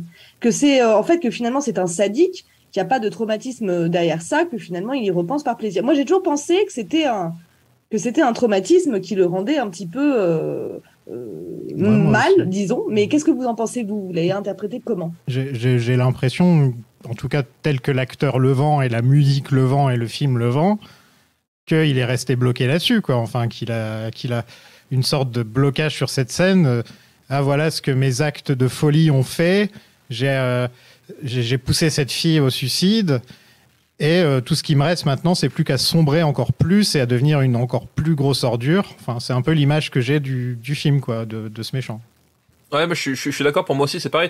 Et là encore, le travail de Morricone me semble être la pierre angulaire de la scène, hein. Cette espèce de chanson qui déraille littéralement. Voilà, pour moi c'est clairement un basculement. Alors après, effectivement, pour moi c'est plus est-ce qu'il l'aimait, qu'il se rend compte qu'il a fait du mal, ou est-ce que finalement c'est plus l'acte lui-même qui est de la surpris et qui d'un seul coup, voilà, moi je sais pas si le personnage comprend vraiment tout ce qu'il a fait, mais je suis sûr en tout cas qu'il est marqué dans le sens où effectivement c'est un point de retour, comme si à un moment donné, ce moment-là où soit par dépit ou soit par choix, il a abandonné son humanité, quoi. Voilà, quelque part il y a ce côté-là, et il ne s'en remettra jamais. Alors après c'est un violeur, hein. Enfin, après il faut pas oublier que c'est aussi un violeur à l'origine. Voilà, quoi, exactement. Et ce qui est intéressant, c'est que je trouve violeur, quoi. Ouais. Et malgré ça, effectivement, le personnage n'a pas de rédemption, déjà c'est une première chose, et je trouve que le film ne donne pas à le plaindre, en fait. C'est-à-dire qu'il ne fait aucun cas, enfin voilà, on n'a aucune ambiguïté sur le fait que c'était un viol et qu'il l'a prise de force, en fait. Mais à mon avis, je pense que, moi en tout cas tel que je l'ai compris, c'est que il était à l'image de ses camarades dans le gang, c'est-à-dire de la violence et être hors la loi pour le simple plaisir de le faire, et à travers cet acte, à travers ce suicide, il s'est rendu compte que c'était plus fort que ça, que ça pouvait faire quelque chose comme ça, mais que d'un seul coup, il a pas pu le supporter, et qu'après il s'est enfoncé dans ce personnage-là. On le voit, cette espèce de regard complètement perdu quand il s'adresse aux autres. Voilà, on sent que le ça, c'est la drogue. Hein.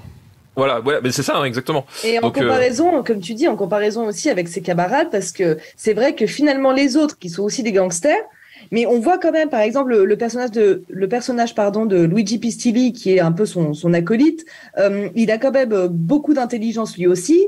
Celui qui va trahir en premier, donc Mario Brega, lui, il a une forme de fidélité, d'honnêteté par rapport au vol qu'ils ont commis. Donc en fait, les autres sont pas si pourris.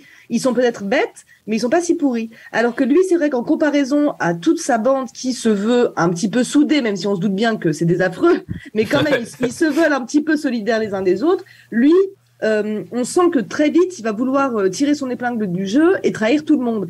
Et c'est ça qui est intéressant aussi.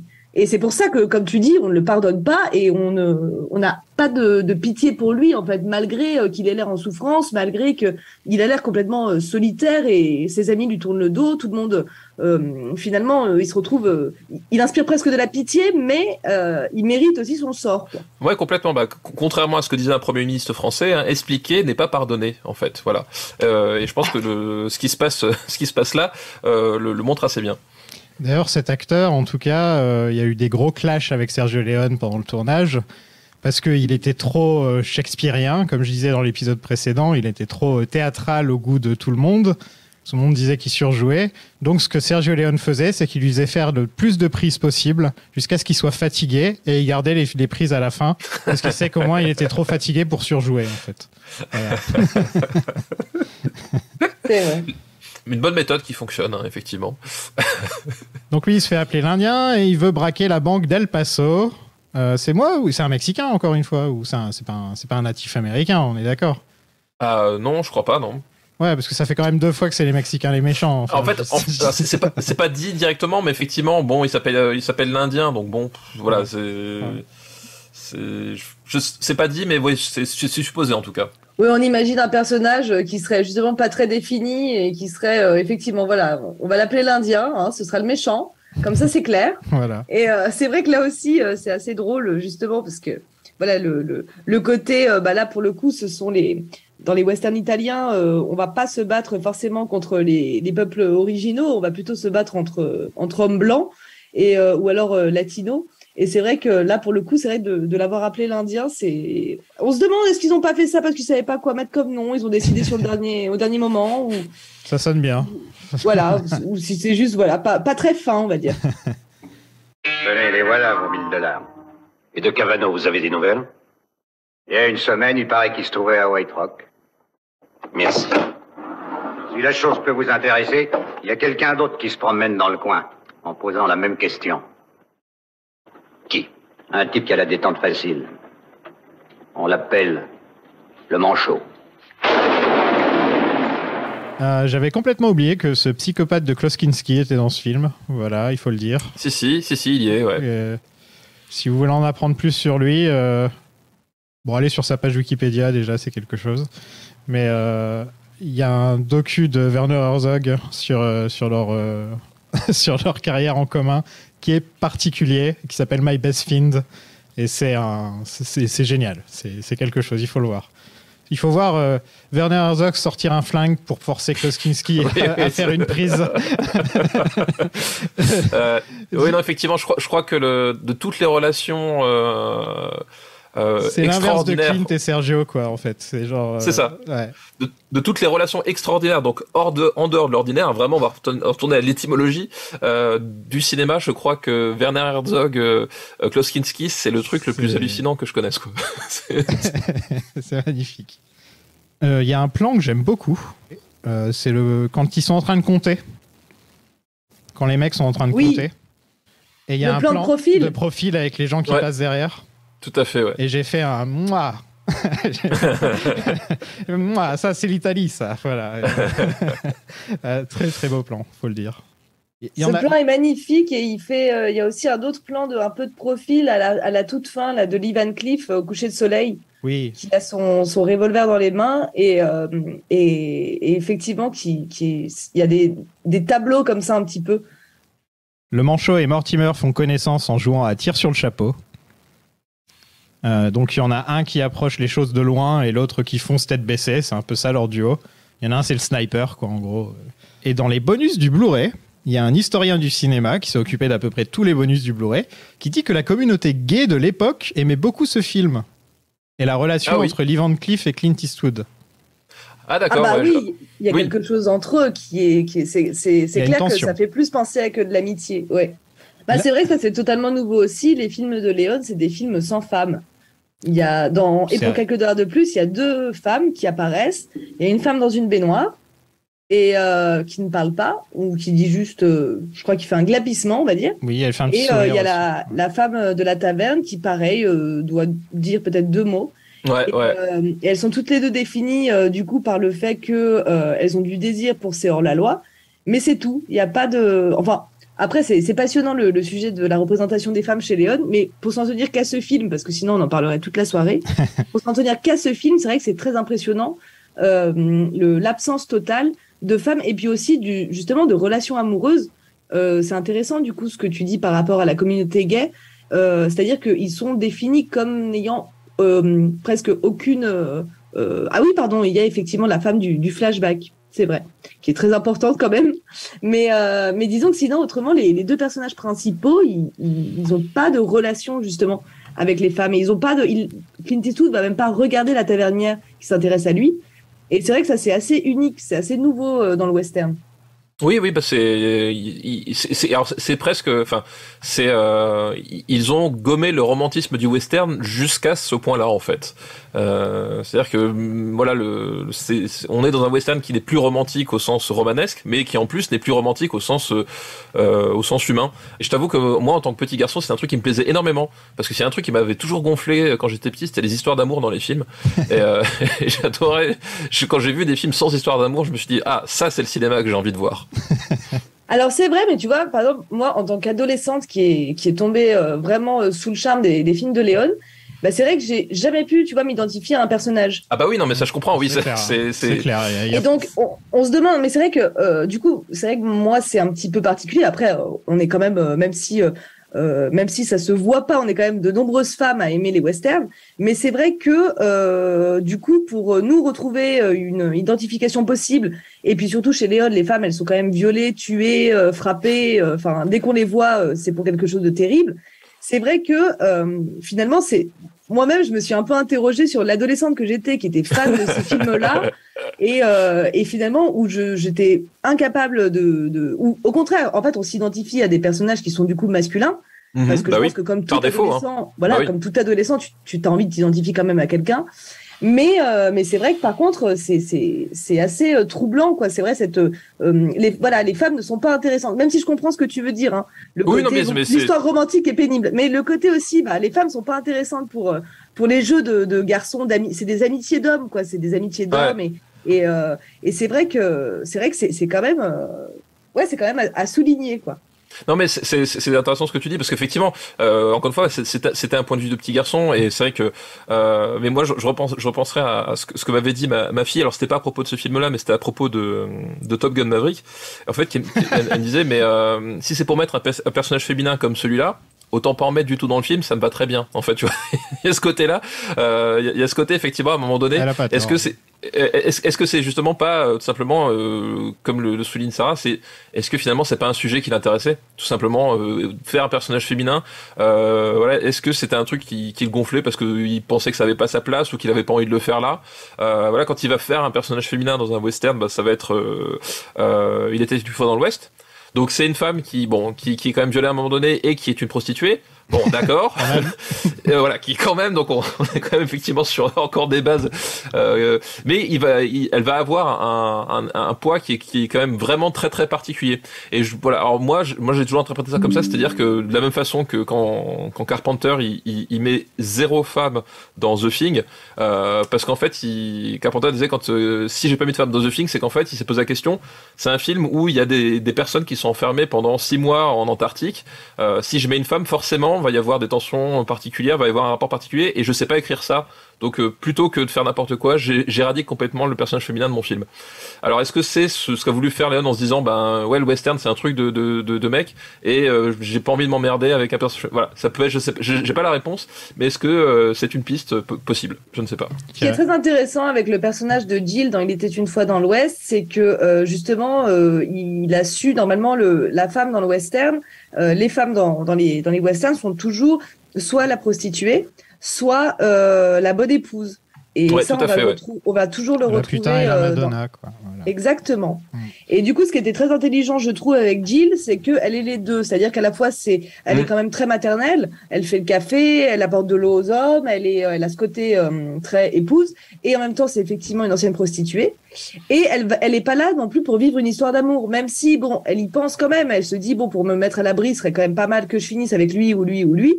Mais finalement, c'est une question de survie. C'est pas parce qu'elle est dans un romantisme complètement, qui arrive très souvent dans le western. Et du coup, c'est vrai que Jill est un personnage de western très intéressant pour un mec qui a quand même fait que des films sans femme.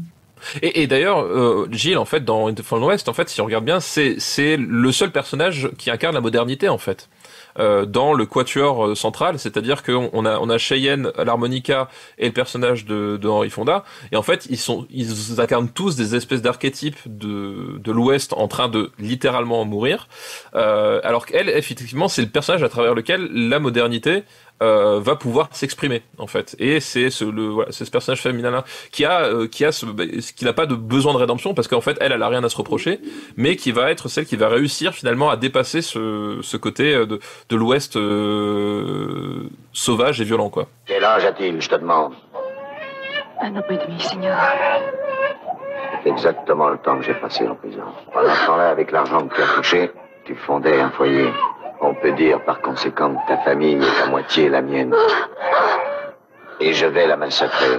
Retournons donc à l'Indien qui fume de l'herbe et qui ça le fait complètement triper. On dirait qu'il prend de l'héroïne un petit peu. C'est très drôle. C'est genre parce que c'est ça. C'est de la marijuana qui fume l'Indien. On est d'accord?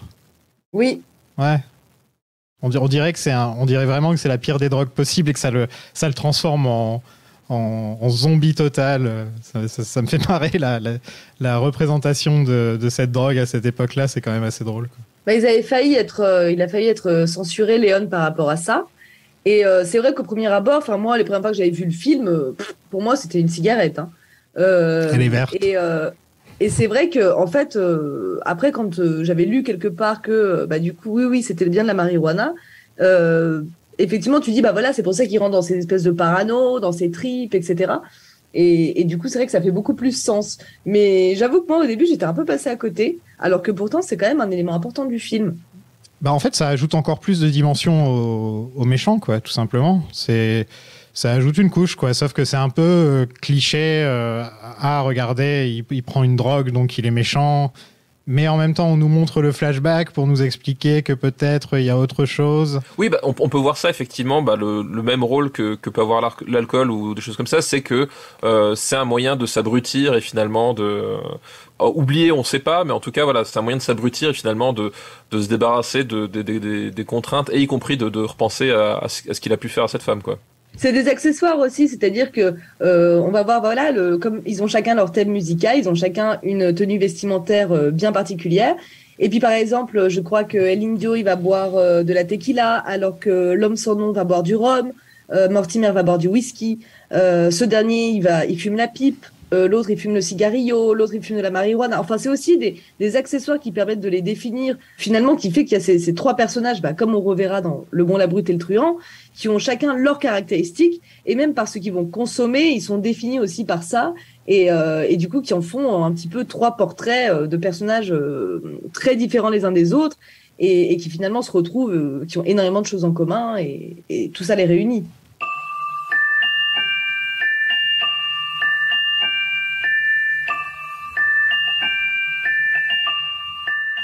Donc pendant tout le film, on nous vend un peu la banque comme étant un peu comme Fort Knox, super impossible de voler cette banque, et au final il suffit juste de faire péter un mur et ça m'a fait rire. Je fais quoi ? Je m'attendais à un truc à la Ocean's 11, tu vois. Et au final non, ils font juste péter le mur et ils se barrent avec le coffre. Il se passe énormément on essaie de doubler, on se fait doubler, on double, on redouble. Enfin c'est un film à beaucoup de rebondissements en fait au final, et donc c'est un peu difficile de juste le décrire comme ça en fait. C'est ce qu'on appelle un film Ikea, il y a beaucoup de tiroirs dedans. Exactement. Mais la scène du braquage, elle a l'air toute simple, mais elle a été hyper travaillée. Et en fait, il y a eu beaucoup... Léon, il avait beaucoup étudié, en fait. Il avait beaucoup calculé la façon dont il allait faire le montage, comment il allait présenter ça. Et c'est vrai, tu as raison, maintenant que tu le dis, c'est vrai qu'il suffisait de faire péter un mur, alors que voilà, c'est vrai ils ont élaboré une stratégie pas possible, avec des métaphores. Et c'est vrai que maintenant que tu le dis, c'est drôle, parce que c'est vraiment ça, quoi. Oui. Un peu de dynamite et... Exactement, ça m'a vraiment fait... mais par contre, la scène en elle-même est très très bien filmée. Comme tu le dis, il y a la ronde, il y a les pas, il y a ce suspense et les différents plans qui s'enchaînent. Et le moment où ils partent avec le coffre, qui est hyper épique, en fait, avec la musique, le soleil, c'est quand même une belle scène, quand même si tu as raison, le vol, finalement, est peut-être un peu décevant. Non mais ce que tu dis, Sarah, c'est exactement ça, c'est qu'en fait, la construction de la scène, le jeu qu'elle permet à travers le montage, enfin, Sergio Leone, c'est l'homme qui m'a fait comprendre et aimer le montage, hein, vraiment, c'est un cinéaste que je trouve absolument fabuleux sur cet aspect-là, et finalement plus importante que l'enjeu lui-même, en fait. C'est-à-dire qu'effectivement, quand le truc il se produit, quand t'es dans le film, moi je suis plus en état de savoir si effectivement le plan était débile ou pas. Tu vois ce que je veux dire? T'arrives à ce degré de suspension, et c'est pas, parce que c'est pareil, tu peux dire ça de toutes les scènes, c'est-à-dire qu'à un moment donné, pourquoi est-ce que les types ils passent 5 minutes à se regarder si c'est pour finir par se tirer dessus quoi qu'il arrive? Voilà, c'est en fait tout le côté purement cinématographique, c'est-à-dire que c'est un truc qui peut exister, que tu mettrais pas dans un roman, que tu pourrais pas faire en photo, que tu pourrais pas faire dans... Voilà, c'est vraiment, c'est juste, ah tiens, j'ai une situation, je vais essayer de broder un truc à travers le montage et de la mise en scène, et quand ça se termine, t'es content parce que le truc est épique, et effectivement, tu t'es plus en capacité, en tout cas, de réfléchir à merde, en fait, le plan était pas si intéressant que ça, quoi. Et Léon montait lui-même ses films. Il écrivait, en gros, apparemment ses scripts étaient quasiment remplis de... Bon, tout était déjà écrit, quoi, en fait. Tout simplement, chaque plan était déjà dans le script, en fait. C'est ça que je veux dire. Chaque mouvement de caméra est dans le script. Oui, bah tu sens de toute façon que, enfin, le découpage, enfin, tu sens que c'est un film qui est extrêmement préparé, c'est-à-dire que l'utilisation du montage fait vraiment partie de la mise en scène et n'est pas redécoupé par la suite en se disant tiens flûte là il nous manque un plan. Enfin, t'as jamais cette sensation que il y a un plan qui a été inséré là parce qu'il fallait une transition qui était foireuse sinon, etc. Enfin, il y a vraiment à chaque fois ce côté effectivement extrêmement planifié, extrêmement millimétré, méticuleux, et ça enfin, je trouve que ça se ressent très très bien, quoi. Pour moi, ça fait partie de ces films où il y a zéro déchet en termes de mise en scène, quoi. Alors, je suis pas d'accord. Et je trouve que ça fait partie du charme. Il y a plein de plans foireux. Il y a plein de J'en ai vu un ou deux, ouais. Ah ouais, ouais, à un moment donné, il a la gueule peinturlure et en noir, on sait pas pourquoi. Parce qu'il est censé être dans l'obscurité, mais ça je comprends pas pourquoi. Pourtant j'ai beaucoup lu sur Léon, mais alors ce plan, il est inexplicable. Et puis il y a aussi, à un moment donné, il part sur un cheval marron, il arrive sur un cheval alezan, il repart sur le cheval marron, alors que c'est censé être le même cheval. Enfin, mais il y a plein de petites choses comme ça qui sautent un peu aux yeux, mais qui, moi, me dérangent absolument pas. C'est-à-dire qu'au contraire, ça fait un peu partie du truc artisanal, c'est pas parfait, bon, bah voilà, les gens, ils verront pas la différence, finalement... oui, non, mais c'est ça, en fait. Pour moi, c'est ça le truc, c'est qu'effectivement, là, on parle de continuité, mais je pense que ce qui est intéressant, c'est que c'est pas la continuité, c'est la mise en scène en elle-même, en fait. C'est-à-dire que le rythme, le montage et le cadrage font que finalement, enfin, c'est des trucs, ça glisse, quoi. Tu vois ce que je veux dire? Enfin, moi en tout cas, j'ai toujours pris comme ça, c'est-à-dire que en plus la moitié des trucs dont tu parles, je les ai jamais remarqués, alors que les films, je les ai vus 100 fois. Donc c'est dire à quel point moi le truc, je trouve la mise en scène me parle. Effectivement, la continuité, c'était plus si important. Donc ça fait un côté effectivement artisanal, mais en même temps, pour moi justement, c'est là où s'exprime la magie du cinéma. C'est que est-ce que c'est bien grave? La réponse, bah finalement, elle est non, quoi. J'ai fait valser ton chapeau. Tu l'oublies sans doute, colonel. Moi aussi, j'ai fait valser ton chapeau. Mais moi, j'ai tiré le premier. Mon garçon, grâce à mon système, je suis arrivé à l'âge de 50 ans. Ce n'est pas si mal dans un pays comme celui-ci. Toi, combien vivras-tu? Je compte vivre beaucoup plus longtemps que ça. Et Mortimer tue Klaus Kinski avec le coup du mini-flingue dans la manche.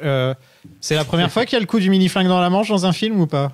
Non, j'imagine que c'est pas la première. Je pense pas que ça va être la première. Alors là, pour le coup, il faudra être vraiment très très spécialisé sur l'utilisation des armes à feu au cinéma. Et on en est sans doute pas à ce degré-là, mais en tout cas, c'est la première fois chez Léon, et c'est une utilisation qui fonctionne très bien pour le coup. Pourquoi Klaus Kinski a déjà une gueule pareille? Pourquoi lui mettre une bosse en plus? Ça, je n'arrive pas à comprendre. Oui, alors je sais pas non plus. Mais c'est vrai que le mec, déjà quand tu le vois, je sais pas. Écoute, est-ce que c'est une blague, une private joke, je ne sais pas, ou autre chose. Bon. Mais lui, il a une carrière après dans les western spaghetti, si je me trompe pas, Klaus Kinski. Ah bah le Grand Silence, c'est un des personnages principaux. D'ailleurs, il est très très bien dans le Grand Silence. Hein. Oh, il est glaçant. Voilà, pour rester dans le thème du Grand Silence. Moi, j'ai vu que c'est Werner Herzog, moi, c'est tout. J'ai vu que Nosferatu et tous ces films-là. Oui, il est glaçant aussi. Il est plutôt glaçant aussi. Particulièrement glaçant dans Nosferatu, ouais, en effet. Et ils sont tabassés. Donc, je disais dans l'épisode précédent que Clint se faisait pas si souvent tabasser que ça, mais là, en l'occurrence, je crois que dans tous ses films, il se fait tabasser, en fait. Oui, ouais. Dans la trilogie du dollar, globalement, il se fait tabasser donc, au moins une fois. Je retire ce que j'ai dit dans l'épisode précédent, en disant c'est rare de voir Clint se faire tabasser quand même, mais en fait, non, ça arrive. Il a commencé sa carrière en se faisant tabasser, tu vois, comme quoi. Qu'est-ce que vous pensez de tous les plans et les rebondissements et les trucs comme ça? Est-ce que vous regardez ces films-là pour l'histoire, vraiment, ou est-ce que vous regardez plus pour l'ambiance? Pour les deux, j'ai envie de dire. Bah en fait, le côté rebondissement en série, c'est ce qui fait son charme, parce que justement, c'est un côté très vivant, en fait, très ludique, voilà, sur le côté trahison, double trahison, triple trahison. Je m'évade, je reviens, je te reprovoque. Voilà, moi c'est ça qu'il y a, je trouve, d'amusant dans les films de Léon, c'est que chaque rebondissement, en fait, il y a un côté très très ludique dans le truc, dans le récit, pour justement que ça relance, pour que ça, pour éviter de stagner, etc. Donc moi je le regarde toujours pour les deux parce que je trouve le truc assez en fait fun à regarder, quoi. En tant que personne qui redécouvre la trilogie, je trouve que le film est bien construit autour de ce duo et le méchant est prenant, et je m'attendais peut-être à avoir peur à me dire que en fait ça allait pas être aussi bien que Le Bon, la Brute et le Truand, et en effet c'est peut-être pas aussi bien, mais c'est quand même excellent, quoi, je trouve. C'est très très bien. Il y a des similarités entre les deux qui sont immenses, et on sent que sans et pour quelques dollars de plus, il n'y aurait pas le bon, la brute et le truand, pardon. Bien sûr, ouais, bien sûr. Très clairement, que ce soit les personnages, les acteurs bien sûr qui reviennent, la musique, on disait la musique du duel qui ressemble, qui prend, disons, sa source dans pour quelques dollars de plus. Et puis aussi ce jeu de trahison, on pense que ils vont faire telle stratégie pour voler la banque, ils choisissent une autre stratégie. On pense que Clint Eastwood va peut-être trahir Lee Van Cleef, et on ne sait jamais en fait s'il est vraiment honnête ou s'il lui fait quand même quelques mensonges, quelques plans à droite à gauche. Et finalement, c'est vrai qu'on est quand même tout le temps un peu surpris. Et bien sûr, Le Bon, la Brute et le Truand est beaucoup plus abouti et c'est complètement autre chose. Mais quand même, je pense que, et pour quelques dollars de plus, il a posé les bases justement de ce qui deviendra un film culte. Et il y a énormément, justement, cette histoire qui est quand même assez basique, hein, avec des personnages qui sont un peu caricaturaux. Hein. Il y a quand même le grand méchant, le pas trop méchant, le gentil mais un peu mystérieux. Enfin, ils sont quand même rangés dans des cases, on va dire. Mais finalement, l'histoire, elle est quand même vachement prenante. On a l'impression de ne pas l'avoir vue 2 fois. Et parce qu'effectivement, elle a quand même une originalité qui est au premier abord peut-être pas visible, mais finalement, quand on revoit le film, on se rend compte qu'il est assez unique quand même. Ouais, moi j'ai toujours eu cette idée que Lee Van Cleef était le méchant. Donc, parce que vous étiez resté sur Le Bon, la Brute et le Truand. Exactement. Sans doute, je ne sais pas. Donc en commençant le film, j'étais sûr et certain qu'il y a un moment où Lee Van Cleef, ce serait le méchant, tu vois. Après, il est pas sympa au début. Hein. Ouais, mais en fait, j'ai découvert que Détroit, c'est peut-être le plus sympa au final des 3 personnages principaux. C'est le plus humain en fait. C'est-à-dire qu'on a d'un côté. Il y a un homme à sauver. Voilà, c'est ça exactement. C'est d'un côté, on a l'Indien qui, en fait, on l'a dit, une pourriture finie quand même, même s'il est traumatisé. Il fait tout un plan pour se débarrasser de ses hommes aussi à un moment dans le film. Tout à fait, ouais. Et puis de l'autre côté, on a le personnage du manchot, qui est dont on ne sait finalement pas ce qu'il a dans le crâne en fait. Voilà, c'est une espèce de mur complètement mutique. Et lui, pour le coup, il a cet ancrage, voilà, cet ancrage émotionnel qui permet justement au spectateur de se projeter un peu plus, quoi. Et j'étais aussi inconscient que toi. Jusqu'au jour où il s'est produit un petit fait qui m'a rendu extrêmement conscient du prix de mon existence. Quoi? Une question indiscrète, peut-être?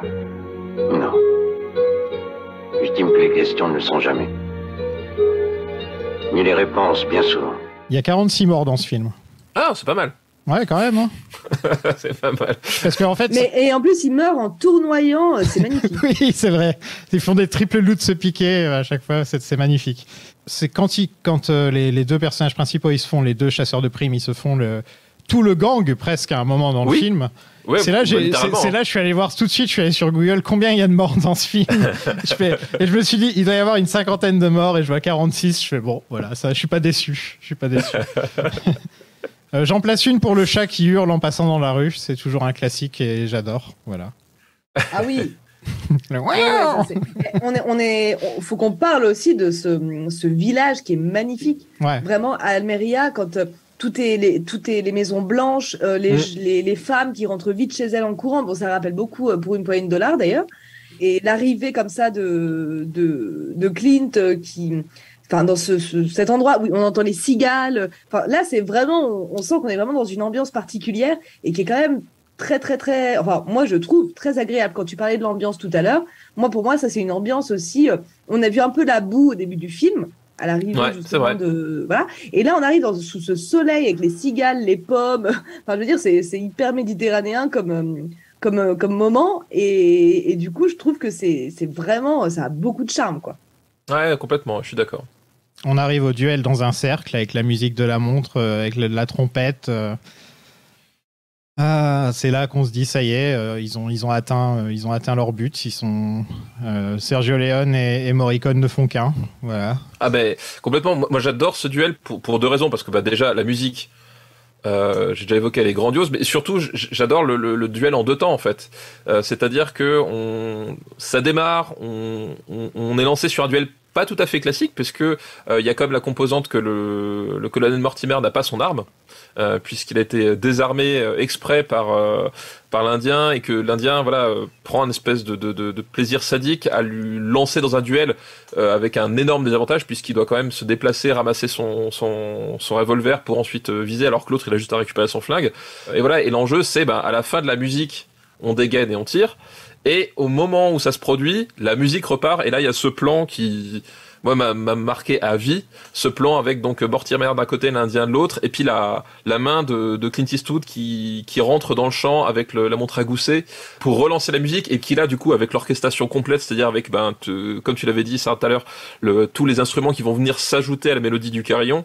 Moi c'était un moment qui m'a marqué à jamais, et que je me remets toujours avec plaisir, et je pense que c'est peut-être mon duel préféré dans un film de Leone, quoi. Je trouve la séquence absolument fabuleuse de bout en bout, surtout qu'elle aboutit sur la séquence du décompte qui est hyper drôle, quoi. Donc il y a vraiment de tout, c'est pour moi il y a tout ce que j'aime dans le cinéma, c'est dans ces 10 dernières minutes, quoi. Puis c'est là qu'on retrouve justement la reine, ce cercle du coup qui rappelle évidemment tout le western italien. Enfin, c'est vraiment cette arène. Normalement, les duels, ça se fait dans une rue devant un saloon et en ligne droite.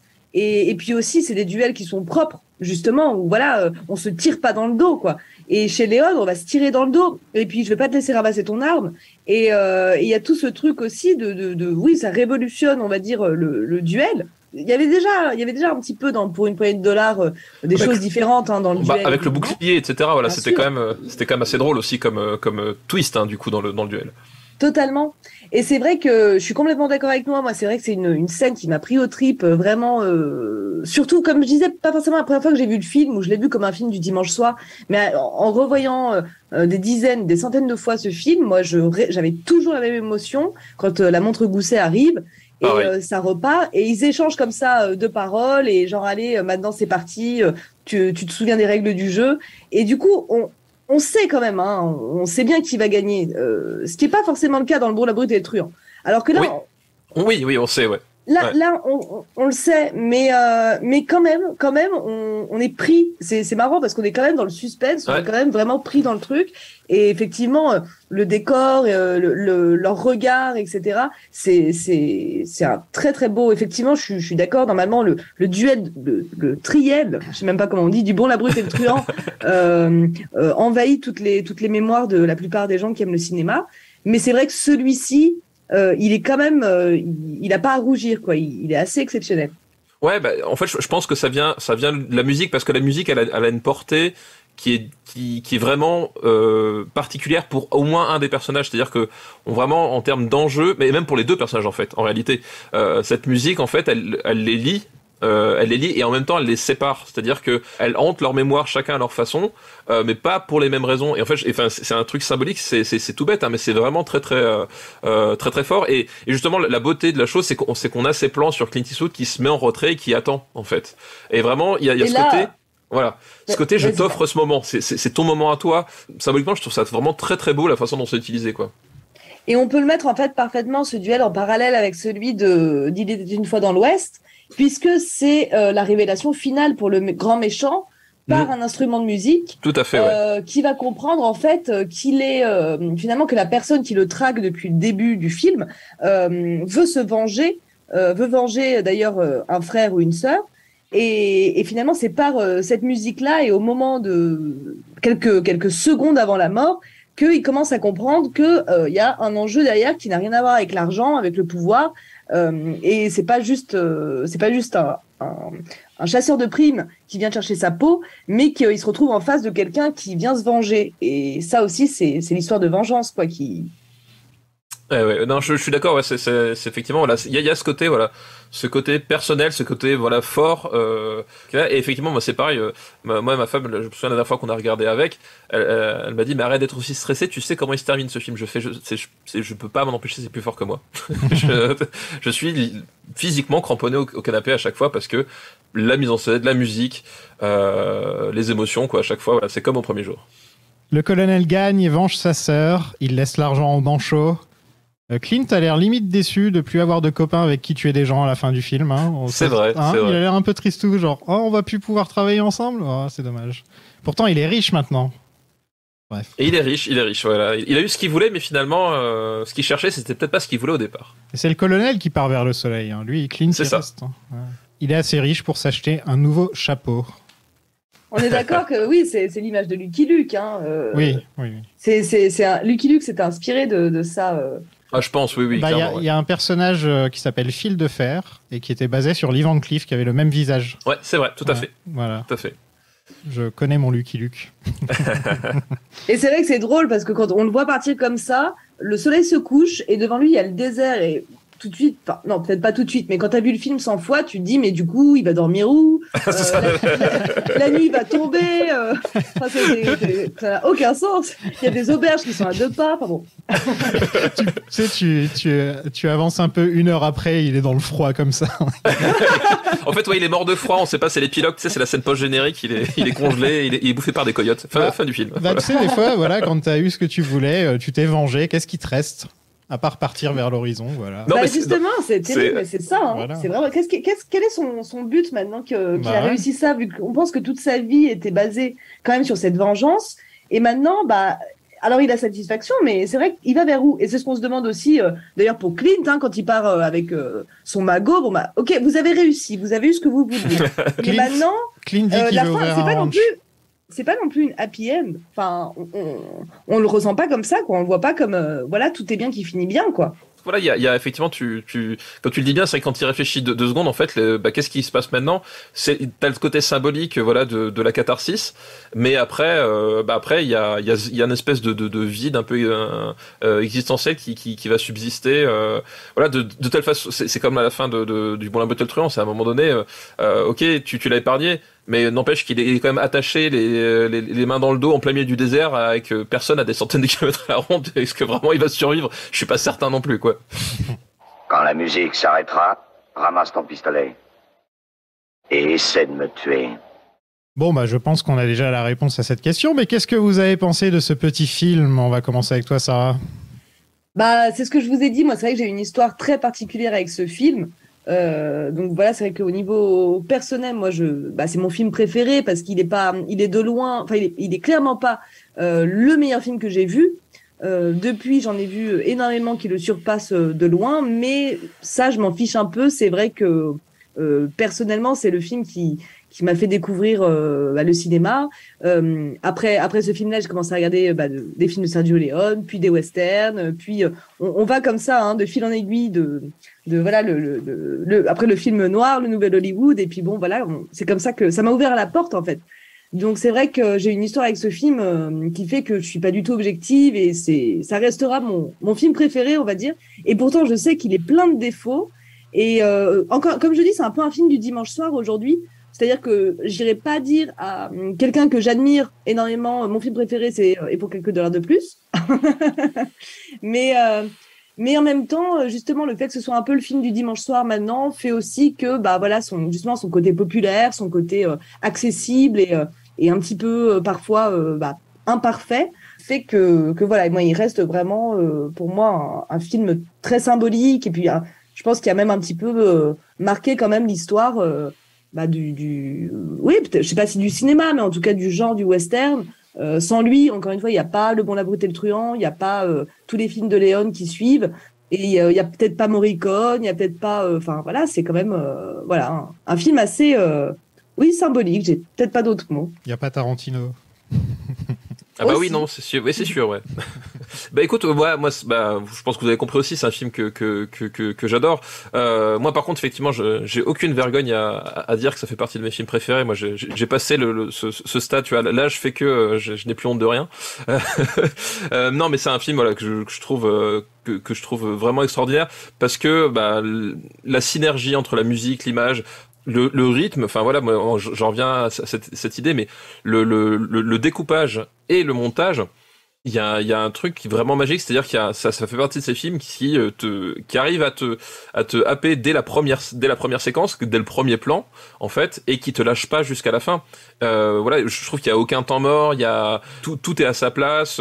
Voilà, c'est tour à tour tragique, tour à tour drôle, tour à tour violent. Enfin voilà, il y a vraiment une espèce de tourbillon, et tout semble à sa place. C'est-à-dire que voilà, il y a pas ce côté comme on peut avoir, c'est-à-dire que dans certains films où d'un seul coup, là, la touche d'humour, t'as l'impression qu'elle va désamorcer le personnage ou la situation et qui fait que ça s'écroule. Bah là, c'est pas du tout le cas. À chaque fois, ça semble ancré. Voilà, il y a une vraie dynamique entre les personnages, entre les trois personnages, donc une dynamique d'amitié, puis voilà, une dynamique de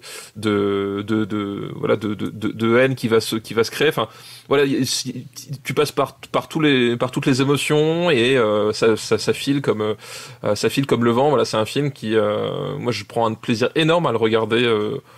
Plein de fois, enfin à un moment donné je le regardais tous les ans parce que je me refaisais la trilogie tous les ans, voilà, donc forcément il était dans l'eau. Son seul défaut finalement, c'est d'être entre Pour une poignée de dollars, qui est quand même le film par lequel c'est le film qui a mis le coup de pied dans la fourmilière, hein, très clairement. Voilà, Pour une poignée de dollars, c'est la révolution parce qu'il arrive, il est moins parfait techniquement, etc., mais il arrive et puis voilà, il te met un coup dans les burnes alors que t'as rien demandé. Donc il arrive après celui-là et puis il arrive après lui, il y aura Le Bon, la Brute et le Truand, puis Il était une fois dans l'Ouest, qui va en fait, Il était une fois dans l'Ouest, c'est le moment où d'un seul coup, justement, les gens qui moquaient Léon au début se sont dit, ah tiens, en fait le western, ça peut être du grand cinéma, quoi. Donc en fait son seul défaut, c'est d'être pris en étau comme ça entre deux marqueurs qui sont très importants pour le genre, et du coup on a l'impression que c'est un film qui est plus mineur, alors que pas du tout en fait. Pour moi, pour moi, c'est un de mes westerns préférés de toutes catégories confondues, pour toutes les raisons que j'ai évoquées. Voilà, ça reste un film que tu peux apprécier en plus à tout âge. T'as plein de niveaux de lecture ou de façon de l'apprivoiser. Il y a des trucs que tu vas pas apprendre forcément à tel âge et tel âge, mais moi je me souviens, j'ai pris le même plaisir quand je l'ai découvert aux alentours de 9-10 ans que quand je l'ai revu l'année dernière, quoi. Eh bien moi, je dirais, tiens, ça fait longtemps que j'ai pas utilisé mon bouton quand il y a un très très bon film. Sa place, c'est dans un musée. Voilà. et oui. Qu'est-ce que tu en penses, toi ? Et c'est difficile de passer après vous, parce que franchement, vous avez tout dit, quoi. Moi, en fait, j'attendais pas grand-chose, mais en fait, je vais vous dire, le grand plaisir que j'ai avec cette saga, c'est que je suis content de découvrir que chaque film est meilleur que celui d'avant. Oui, c'est vrai. Et ça, c'est tellement rare dans la saga que je tombe sur un truc pareil. Parce que la plupart du temps, ça va toujours vers le bas. Hein. Ça, il n'y a pas de problème, tu vois. C'est très, très rare que le troisième film, ce soit le meilleur. Hein. Ça n'arrive quasiment jamais. D'ailleurs, réfléchissez 2 secondes. Quelle saga où le troisième film est le meilleur ? Le Bon, la Brute et le Truand, donc la saga de voilà. Il y en a pas beaucoup. Donc déjà, rien que ça, c'est un plaisir juste de me dire là, par exemple, j'ai arrêté un très bon film et je vais passer à un chef-d'œuvre absolu. Et en plus, je dis très bon film, franchement, j'ai vraiment aimé le regarder. Mais en vrai, c'est exactement ce que tu as dit, Stéphane, c'est que il est mal placé, ce film, en fait. C'est le Poulidor du cinéma. Tu vois. Il y a un peu de ça, ouais. Il finira toujours 2e place, peu importe ce qui se passe, tu vois. Mais j'ai beaucoup aimé. J'ai apprécié découvrir un Lee Van Cleef différent de celui auquel je suis habitué. Et voilà, comme en fait, j'ai déjà tout dit tout à l'heure, mais surtout à quel point on sent la symbiose entre Ennio et Sergio et Clint et Lee Van Cleef, enfin à peu près tout et est Gian. parfait. Oui, et Gian, bon là en l'occurrence si on demandait à Sergio, je sais pas s'il serait d'accord avec nous, mais mais il a insisté pour que Gian Maria Volonté soit dans son 2e film. Ouais, il devait avoir un dossier sur lui ou un truc comme ça. Non, il est très bien. Non, je rigole. Il est excellent. Mon acteur préféré des 3. Il est excellent et voilà, en fait, je suis surtout, je trépigne d'impatience de parler du Bon, la Brute et le Truand. C'est tout ce à quoi je pense là maintenant. C'est bien supérieur au premier que j'ai déjà bien aimé, mais je trouve que, c'est un monde de différence pour moi entre les deux, j'ai l'impression, à quasiment tous les niveaux. Et puis tous les seconds couteaux dans ce film, ils sont super. C'est vrai que je trouve qu'ils sont encore plus mis en avant que dans les 2 autres films. Même si dans Pour une poignée de dollars, il y en a quand même des pas mal. Mais Le Bon, la Brute et le Truand, c'est vrai que c'est normal, c'est quand même beaucoup plus basé sur les personnages et puis après peut-être les soldats qu'ils vont rencontrer. Mais là, c'est vrai que le coup de la bande la bande de bandits. Enfin, c'est vraiment. Encore une fois, moi, la scène dans la chapelle, pour moi, voilà, quand je vous disais à l'époque où j'étais un peu obsédée par le film, je connaissais le monologue par cœur. Dans toutes les langues, en italien, en anglais, en français, et je trouvais ça génial. Alors bon, finalement, évidemment, bon, je l'ai revu du coup avant qu'on fasse le podcast. Bon, pourquoi est-ce que j'ai trouvé ça absolument génial? Bon, je sais pas, mais oui, il y avait ce côté. En fait, vous voyez, il y a des plans un petit peu où on voit des statues de saints. Et à côté du visage de la statue de saint, il y a cette gueule de bandit qui mastique du tabac, qui est tout plein de sueur, etc. Et il y a ces plans comme ça, du coup, qui mettent un peu en parallèle la religion. On est dans une chapelle, lui, il fait une parabole, il est un peu en hauteur, il est habillé tout en blanc. Donc, il y a vraiment une symbolique. Et puis encore, voilà, ces bandits qui sont mis juste à côté des saints. Et c'est vraiment, oui, c'est un petit peu. Puis après, il y a ce repas. Peut-être, je sais pas si c'est la scène, mais bon, enfin, en tout cas, je trouve que cette scène, elle est quand même assez formidable. Tout à fait, tout à fait. Voilà, tu as tout dit comme il fallait. Bon, bah merci, je vous rends votre liberté. On peut vous retrouver où en ce moment? Vidéodrome sur YouTube pour Sarah? Voilà, exactement. Moi, vous me retrouvez surtout, enfin, sur la plupart des réseaux sociaux, mais c'est vrai que du coup, moi, ce que je publie des vidéos qui parlent de sciences sociales et de cinéma. Et d'ailleurs, je sors une vidéo demain. Enfin non, demain, du coup, non. Le podcast sera pas pour demain. Il sort lundi. Il sort lundi prochain. Donc la semaine dernière, il y a une vidéo qui est sortie. Exactement. Une vidéo va sortir, ce qui est très rare chez moi. C'est pour ça que je le signale, parce que j'en sors 3 par an. Donc voilà. Et toi, Stéphane, on peut te retrouver où?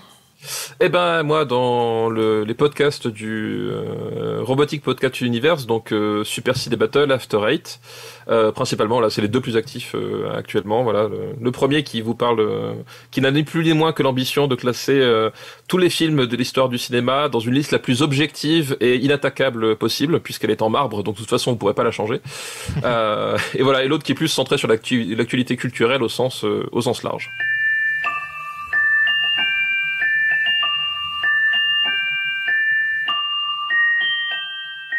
Merci beaucoup d'avoir suivi cet épisode. C'était le premier entièrement à distance depuis longtemps, car les Parisiens ont quitté la ville. Et c'était super intéressant de parler de Sergio Leone, mais je me sens un peu bête devant la connaissance infinie de mes invités. Alors, pour me remonter le moral, n'hésitez pas à m'envoyer du fan mail à Club Dorothée, Plaine Saint-Denis, ou à mettre 5 étoiles sur Spotify et à iTunes. Un grand merci à nos plus grands contributeurs du Far West, les danseuses de Cancan Béa et Barbara, d'abord à l'harmonica, Sarah Molos, Wild Bill Jeremy, Alex Jumper, Lucky Luna, Buffalo Seb, Océane Dalton, Red Seb Redemption, Lizzie the Kid, Calamity Claire, Aurélien qui tire plus vite que son ombre et Alexis l'homme sans nom. Si vous voulez les rejoindre et me filer un petit coup de pouce pour que je puisse faire des podcasts pour toujours et pourquoi pas des nouveaux, allez du côté de patreon.com/plan-séquence. Patreon vous permet d'aider vos créateurs favoris en vous abonnant mensuellement. Et en échange, je vous propose des épisodes bonus, des archives, des trucs que vous trouverez pas ailleurs, quoi. Il y a même un podcast exclusif où c'est un peu comme maintenant, où c'est juste moi qui parle aux gens et je parle de plein de trucs. Donc n'hésitez pas à nous rejoindre parce que un podcast hebdomadaire, c'est du boulot et surtout, ça demande beaucoup de temps. Donc, n'hésitez pas, à me filer un coup de main. Dans le prochain épisode, on va s'attaquer à un monstre du cinéma, le bon, la brute et le truand. Et vous pourrez enfin découvrir quelle sera la prochaine saga. On l'a déjà tiré au sort et je pense que ça va être divisé. Ça va être drôle. À la prochaine, mes petits bandits. Salut!